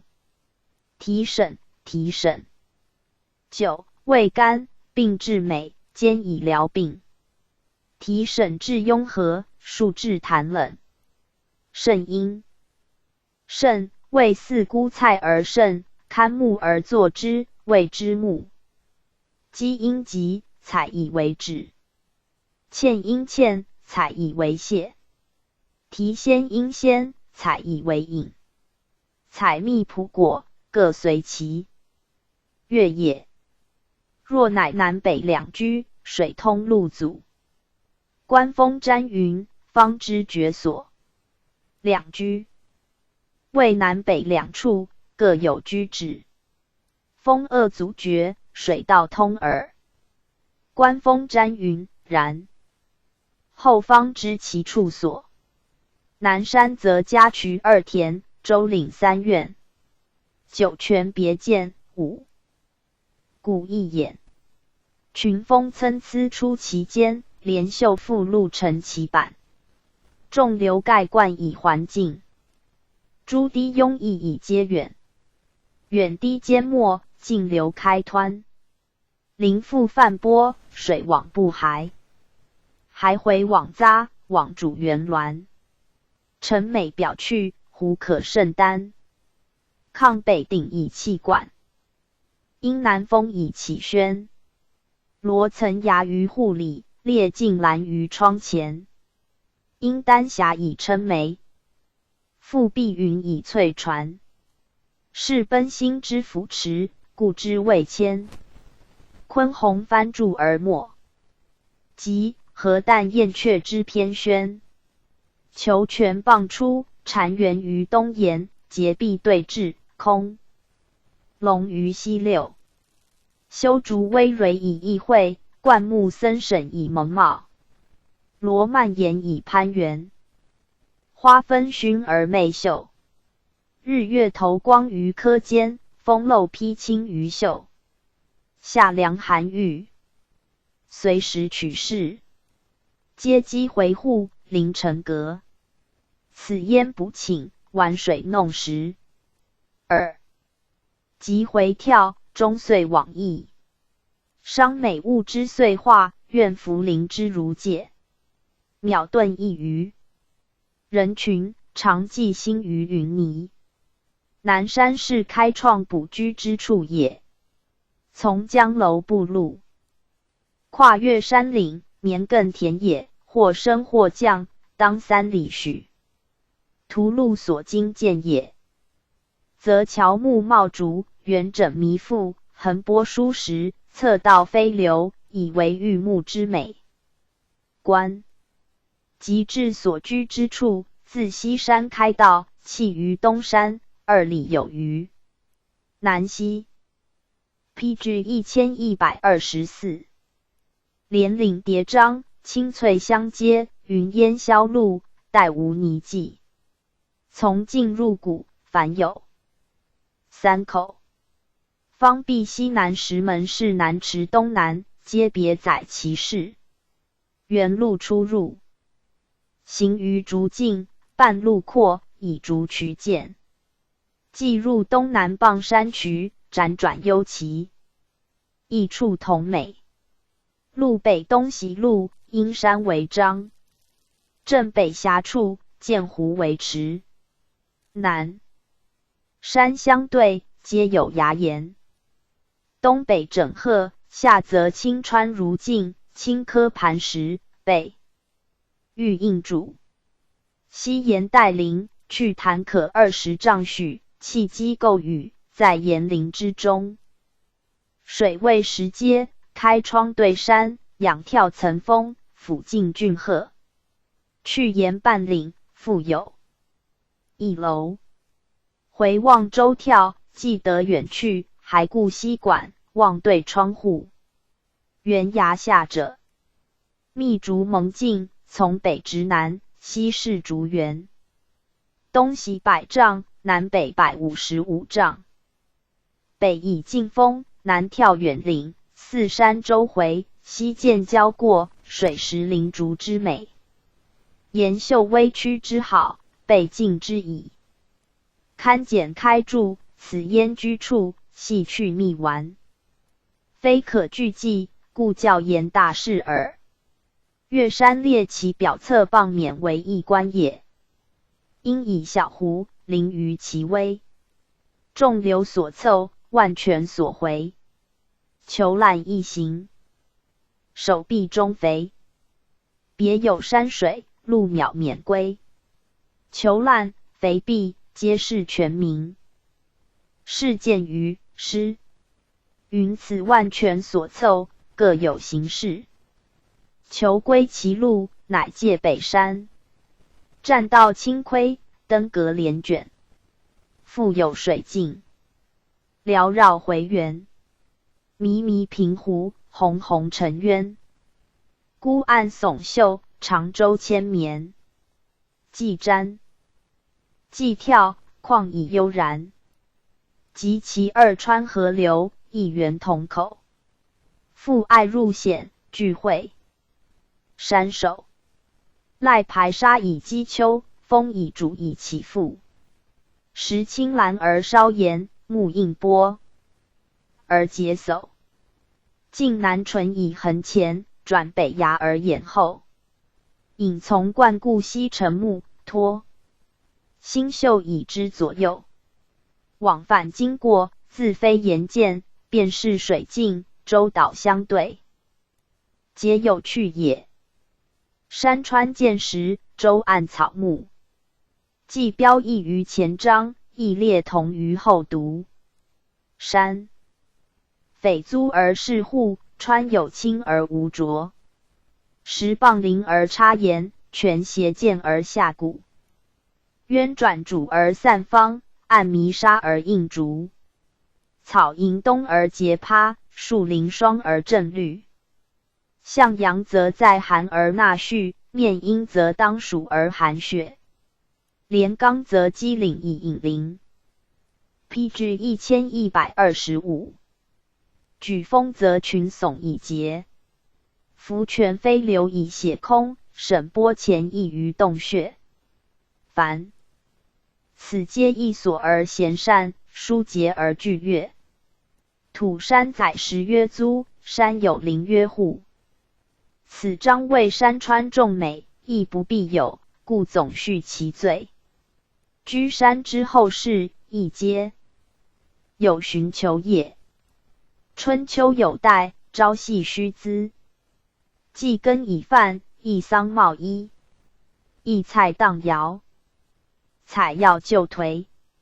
自外合适，顺性弥为。法应承听，放生细规。言书赏礼，夫文奏怀。凡觉意味，阳教以徽。且列于言，借特此推。谓寒呆绵旷，暑呆止细，朝夕餐饮，设此诸业以待之。要义辽极，又在其外，视之相推，自不得不然。至于听讲放生，言书夫文，皆其所好。韩非有阳教，班固亦云阳教古今，其意义也。左思曰：为左右阳教而成之。北山2园，南山3院。白果被列，乍近乍远。罗行不诛，迎早后晚。衣未夕见，僧书雅眼。杏坛、奈园、菊林、荔浦。桃李多品，梨枣书所。枇杷临琴，带鼓应主。圣梅流分于回銮。皮氏被食于长浦。庄周云：渔父见孔子杏坛之上，为魔。结晶，奈树园。杨雄、蜀都赋云菊林。左太冲亦云户。有菊柚之园，桃李所植甚多，早离氏出北河，冀之间，淮、颍诸处故云书所也。其挺所益，韩蕊及方，了及灌迹，风飞苏江。绿葵卷结矣。怀漏，白蟹感时而复霜。寒葱表芡以临阴，春或土勺以静阳。风飞见，诗，亳州中。管子曰：北伐山戎，得寒葱。禹产云：寒葱挺圆。灌输自贡，不待外求者也。若直难衡，颓零易丧。府病身悲，誓言自伤。臣卿府之有数，既在衰之可壮。寻名山之奇要，越凌波而气源。采石上之帝皇，摘竹下之天门。执层岭之细心，拔幽涧之溪孙。坊中乳于洞穴，训丹阳于洪泉。此皆诸年之要，及晋山之所出，有 PG 1126。采石，欲以消病也。安居20，冬夏3月。远僧有来，近众无却。法鼓朗响，宋季清发。散华飞蕤，流香飞跃。溪旷节之为言，说象法之宜。止。臣此心之一毫，即彼身之万里。岂善去于南畅，归清畅于北击。非独窃于羽禽，量千感于君子。山中兮清寂，群分兮自绝。周听兮匪多，的理兮俱悦。寒风兮骚泄，面阳兮常热。言光兮龙翅，对阴兮霜雪。气层台兮至云根，作剑下兮月讽穴。在兹成而协赏，传古今之不灭。众僧冬夏20作，谓之安居。则90日。众远近俱萃，法鼓、宋季、华、香4种，是斋讲之。是。悉说是斋讲之意。臣此之心，可计彼之身。南畅者都讲，北击者法师。山中静寂，实是讲说之处。兼有林木，可随寒暑。恒得清和，以为是也。好生之笃，以我而观。具命之境，令景之欢。分一往之人。心拔万族之险难。招精魂于代化，收为行于江兰。样水性于江流，吸云雾于天端。睹腾汉之行邪，是古塞之往还。驰骋者，倘能狂越，猜害者或可理攀。云雾皆好生，但以我而观，便可知彼之情。令景具命，是好生事也。能放生者，但有意往之。人心，便可拔万族之险难。水性云雾，各寻其身。老子云：驰骋田猎，令人心发狂。猜害者恒以忍害为心，见放生之理，或可得物也。哲人不存，怀抱谁执？糟粕犹在，岂腾剖至？见柱下之精。2. 睹豪上之偏欺。臣未散之全谱，就以颓于道术。嗟夫！6. 亦以宣圣教，久留以判贤徒。国史以载前记，家传以身世模。篇章以成美次，论难以何有无。兵纪1日，归夹士梦之法，封教种宅，算术律例之书。或平生之所浏览，并于今而弃诸。验前时之丧道，报义德而不愚。庄周云：伦贬与其桓公，公之。PG 1127。所读书，圣人之糟粕。腾者，金腾之流也。注下：老子。豪上，庄子。7是篇数也。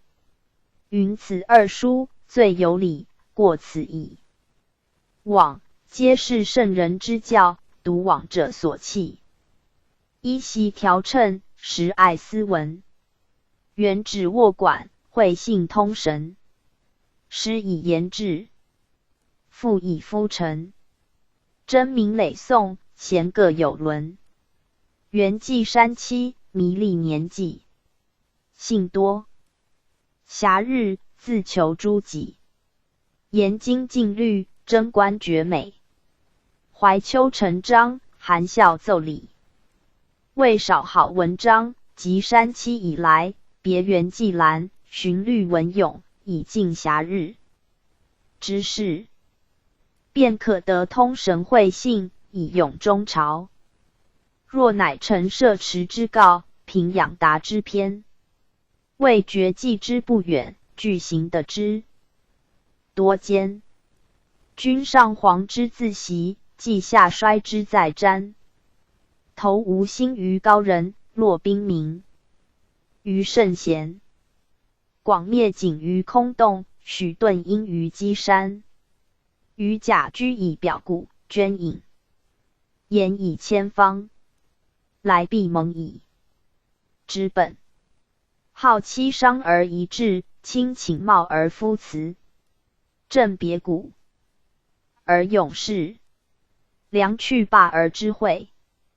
高居堂而虚语，台一牙而血池。贤自得以穷年，渺真思于所宜。老子云：善射身者。庄子云：谓之不善持身。又云：养生有无涯，达身者不务身之所无，奈何？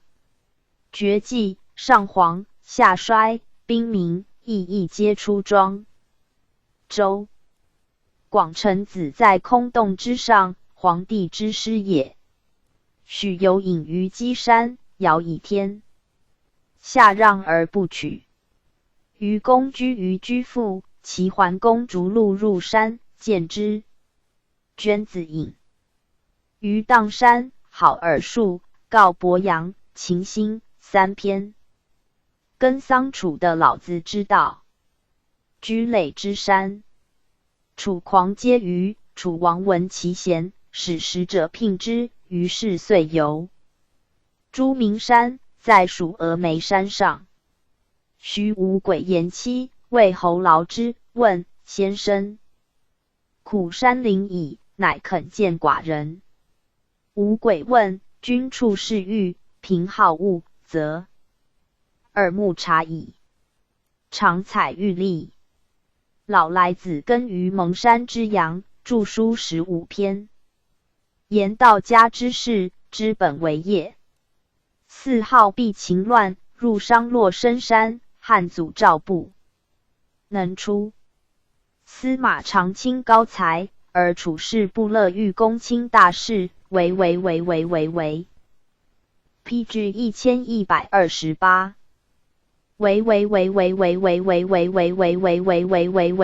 遂与弟子别于山阿中，生不返。梁伯鸾引霸陵山中，耕之以自娱，后复入会稽山。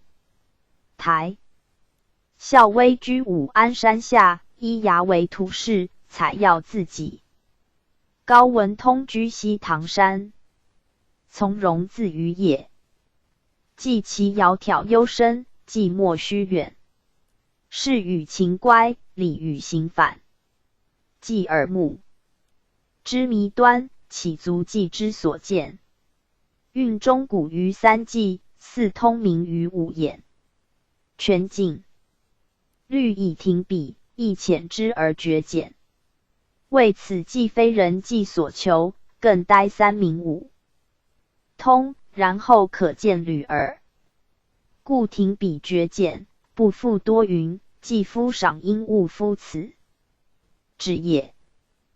太祖登座，朱徐献之等征为秘书监，在诏不起，上使光禄大夫范太与灵运书敦讲之，乃出就职。使整理秘阁书，补足阙文，以进士一代，自始至终，竟无一家之始，令灵运传尽。书粗粝条流，书尽不久。寻千世中，日系引荐，赏誉甚厚。灵运诗书皆兼独绝，每文尽，手自写之，文帝称为二宝。祭字以明备，才能应参时政，出备诏，便以此自诩，祭至文帝为。以文艺见皆每事上宴，谈赏而已。王谭守、王华、殷景仁等，名谓素不逾之，并见任狱，灵运亦不平，多称疾不朝职。川池职员，种竹树景，曲刻工艺，无复其度。出郭游行或一日160、70里，经巡不归，既无表文，又不请疾。上不欲伤大臣，讽指令自解。灵运乃上表陈疾，上赐贾东归。将行，上书劝伐和。北曰：自中原丧乱100有余年，流离寇戎，淹没书类。先帝聪明，神武，哀祭群生，将欲当定诏位，大同文轨，使九雕反于正化。偏俗归于华风。运谢世乖，礼为愿绝，养德报悲，恨存深敬。况灵淫为己，凶辱四系，欲在有时，谁不愤叹？而仅凭之事，并非其才，且构分经师，岂虑托付？遂使孤臣穷陷，莫肯及。PG 1129。中列求硕末，绵和3000，藩为寇友。晚遣正数，皆先朝之所开。拓一旦沦亡，此国耻以血，备于进士者也。又北境自染逆虏，穷苦背离，征调复敛，靡有之意，所求不获，折至诸允，生祸。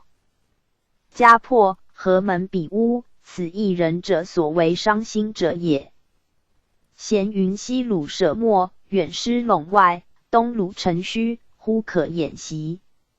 西军既反，得据关中，常为咸阳，还路已绝，虽遣救援，停驻河东。遂乃远讨大臣，欲为首尾。而西寇深山重阻，根本自固，徒弃。朝哭，未足相整。师老于外，国虚于内，时来之会，莫复过此。官兵要危，实在兹日。若相持未已，或生事变，忽执兴起之众，则异于今，苟乖其时，难为经略，虽兵十倍多，则万全无弊矣。又历观前代，类以坚弱为本，古今甚德，谓之或殊。岂不以天？时人事，礼数相的，兴亡之度，定其居然。故古人云：既见天殃，又见人灾，乃可以谋。昔魏氏之强，平定京畿，乃陈元、刘之弱，晋士之盛，拓开吴、蜀、邑阴阁，陆之衰。此皆前世成事者于史册者也。自羌平之后，天下亦为鲁当俱灭。长驱华台，席卷下沉，夺气丧魄，指日就尽。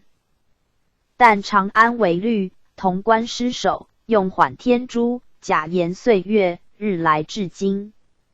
时有2载，是谓一计，囊有前言。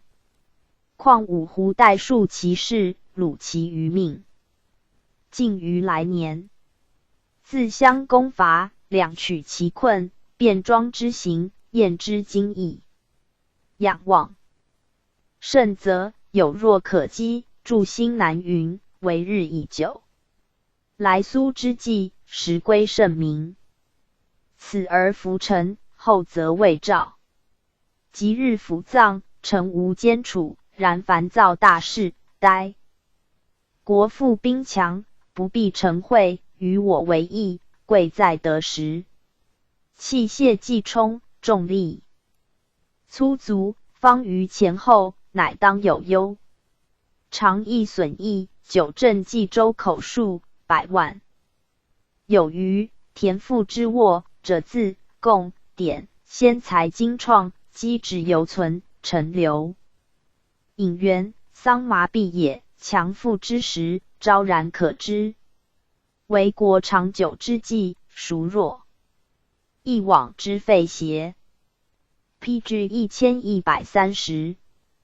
或乘关西之败，而为河北难守。二晋形势表里不同，关西杂居，种类不一，袭在前汉，屯军霸上，通火甘泉，况乃远戍之君，执心故交代之计者乎？河北西市旧户，差无杂人，连领叛祖，三关作爱。若由其长驱，则沙漠风靡；若严兵守塞，则济方山固。袭陇西商破，晁错兴言，匈奴漫武，假意愤叹。方于今日，皆为奢矣。晋武中主耳，侄孙好虐乱，天作其德，亦犹惧平奉策，寻假折谋，故能夜重当年，屈与一统。况今陛下聪明甚哲，天下归人，文德与武功并振，双威共肃讽具举，协以载服贤明。诸王美令，悦目宣烈，虎臣迎朝，而天祸远命，亦贺敌不灭。审衣晚鲁，假日而已哉！夫为生机之物，久定神魔。臣卑贱侧漏，篡井岩穴，使养息太平之道，轻笃代宗之风，虽伐相如之笔，庶免使坛之分，以此谢并京师，万无恨矣。久遇上臣，俱在处。至蒙赐恩甲，暂为进省，萧可10年，常虑朝禄，报此于志。昧死以闻。灵运以及东归，而由于宴集，以夜叙奏，复为御史中丞副。窿所奏，作以免官。是岁，元嘉5年，灵连继东海，与族地会。连东海河长于颍川荀雍、泰山杨玄之，以文章赏会，共为山泽之游，时人谓之四友。会连又有财物，而轻薄不为富方民所知。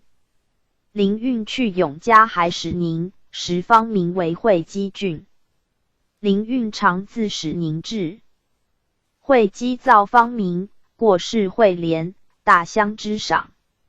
时常于教会连读书，亦在郡内。灵运又以为绝伦，谓方民曰：阿连财物如此，而尊作，常而誉之。何尝于当今众宣，而以下客之时，尊既不能礼贤，以常于还灵运。灵运载之而去。荀雍，字道雍，官至员外散骑郎。玄之，字耀凡，临川内使，为司空晋陵王旦所遇，旦拜作诸。长于文才之美，雅于会。PG 1131。连、雍、玄之不及也。临川王义庆召集文士，常于自国侍郎至。平西记事参军，常于江陵寄书与宗人何绪，以运与叙义庆州府。辽左云：陆斩染病法，欲以媚侧室。卿卿不解酒，心心行复。初，如此者五六句，而轻薄少年遂演而广之，凡绝人士，并为题目，皆加句言苦句，其文流行。义庆大怒，白太祖除为广。周所统曾陈令，及义庆薨，朝士义帝续哀，何续谓元书曰：常于便可还也。书曰：国兴丧宗因为以便以留人为念。卢陵王邵镇浔阳，以常于为南中郎行参军、长书记之任。行至版乔欲暴风溺死。林运因父祖之资，身业甚厚，奴童计众，亦故门生数百。凿山峻湖，工艺模矣。巡山至岭，必造幽峻，岩障千重，莫不被尽。登蹑长者木履，上山则去前尺，下山去其后尺。常自始。宁南山伐木开尽，直至临海，从者数百人。临海太守王秀惊骇，谓为山贼，徐知是林运乃安。又要秀更近，秀不肯，林运赠秀。诗曰：邦君难得险，旅客一山行。在会稽亦多徒众，惊动献议。太守孟以是佛经肯，而为林运所轻，常谓以曰：得道。应须会业文人，升天当在林运前，成佛必在林运后，以生恨。此言会稽东郭有回种湖，林运求决以为田，太祖令周郡履行。此湖去郭境，水雾所出，百姓习之，以坚直不语。林运既不得，回种又求使宁皮黄湖为田，以诱固执。林运谓以非存利民。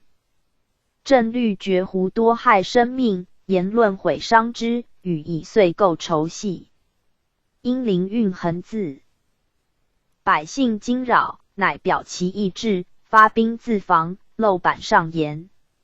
林运驰出京都，亦阙上表曰：臣自暴疾归山，于今3载，居非交郭，是乖人。兼忧戚穷言，外援两绝，守分养命，数必余年。忽已去月二。18日的会稽太守陈以27日书云：彼日议论准榻，此 PG 1132。虽相了，百姓不许寂寞，今为其防。批书害晚，不解所由。便兴言兵事，归谷陛下。及金山阴，防卫张贺，澎湃马枪，短截渠象，真罗纵横，戈甲尽道。不知为臣罪为何事？即见矣。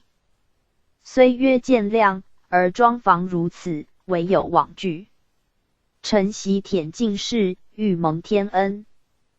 若其罪既禀明，文字有证，非但显露私败，以正国典，普天之下，自无容身之地。今须身为罪，何酷如之？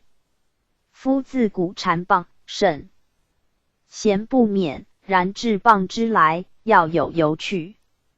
或轻死重器，结党聚群；或勇冠相帮，剑客持竹。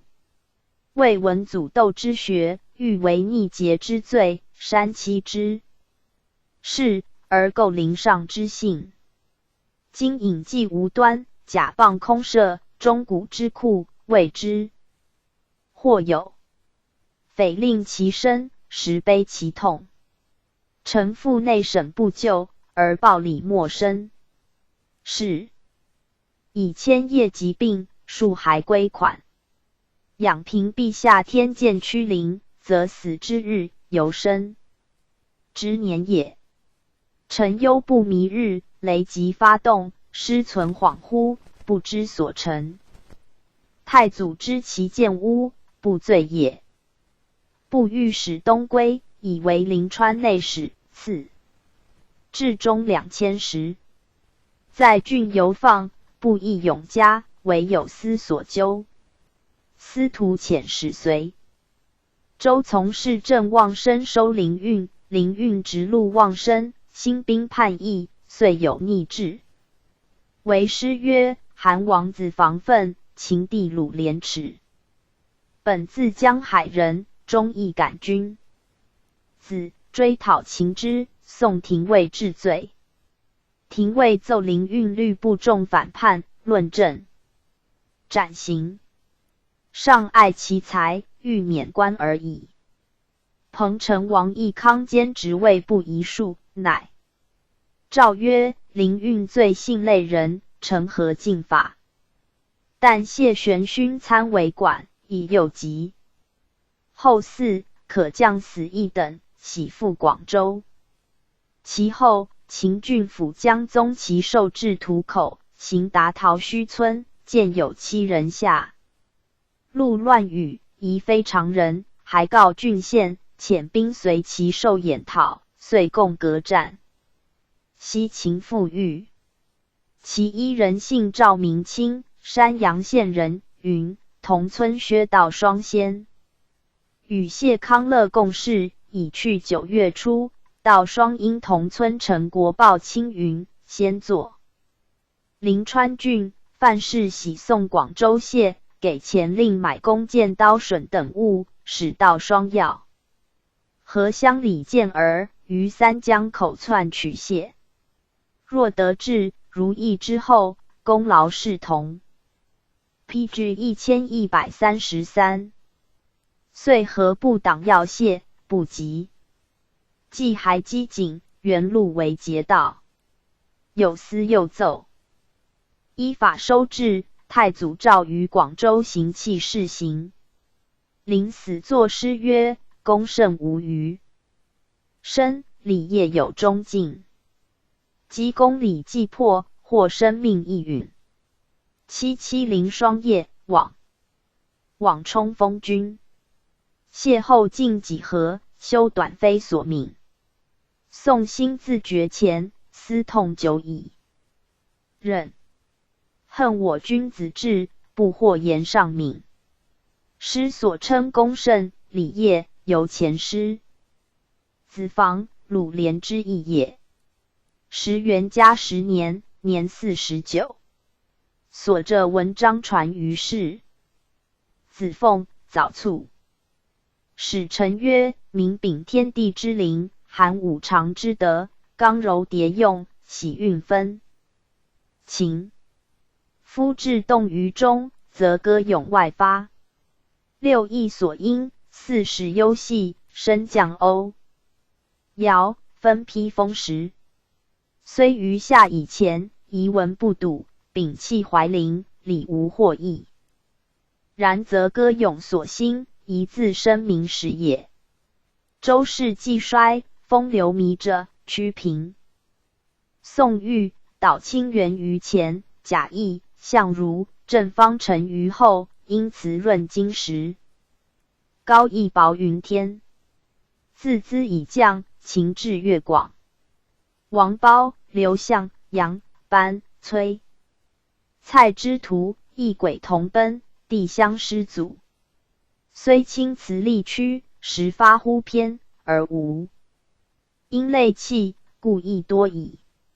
若夫平子彦发，文以情变，绝唱高宗，久无四响。至于建安、曹氏姬命，二祖成王，贤序甚早，甫乃矣。秦伟文，以文备职。自汉至魏400余年，词人才子，文体三变。相如巧为形似之言，班固长于情理之说，子建、仲宣以气直为体，并标能善美，独应当时。是以一世之事，各相慕习。原其标流所使，莫不同祖风骚。图以赏好异情，故意至相贵。降及元康、潘、陆特秀、律一般、甲、体变曹、王。入指新筹，凡文起合。坠平台之意象，采南皮之高韵，移风于列，是即将右。有尽中心，玄风独振，为学穷于柱下，博物止。乎七篇，驰骋文辞，亦单乎此。自见武技乎一夕，历载将百。虽缀响连词，播属云尾，莫不寄言上德，托意悬珠，求利之词。无闻焉耳。众闻史革孙、许之风，书元大变太原之气。元代宋。PG 1134。是言谢腾生。灵运之心会标举，延年之体裁明密，并方轨。前秀垂范后坤。若夫夫人论心，商榷前早，公拙之术，如有可言。夫五色相宣，八音谐唱，犹乎玄黄绿缕，各是物宜。欲使宫宇相变，低昂互结，若前有浮声，则后须切响。意简之内，音韵尽疏，两句之中，轻重悉异。妙达此旨，始可言文。至于先是茂志，讽高丽赏，子建韩经之作，众宣罢案之篇，子金陵与之章，正常朔风之句，并直举胸情，非谤诗史，正以音律调韵曲高前世。自骚人以来，而此密未睹。至于高言妙句，音韵天成，皆暗语礼和，匪由私志。张、蔡、曹、王曾无先觉、潘、陆、谢、颜去之弥远。是知之音者，有以得之之。此言之非谬。如曰不然，请呆来折。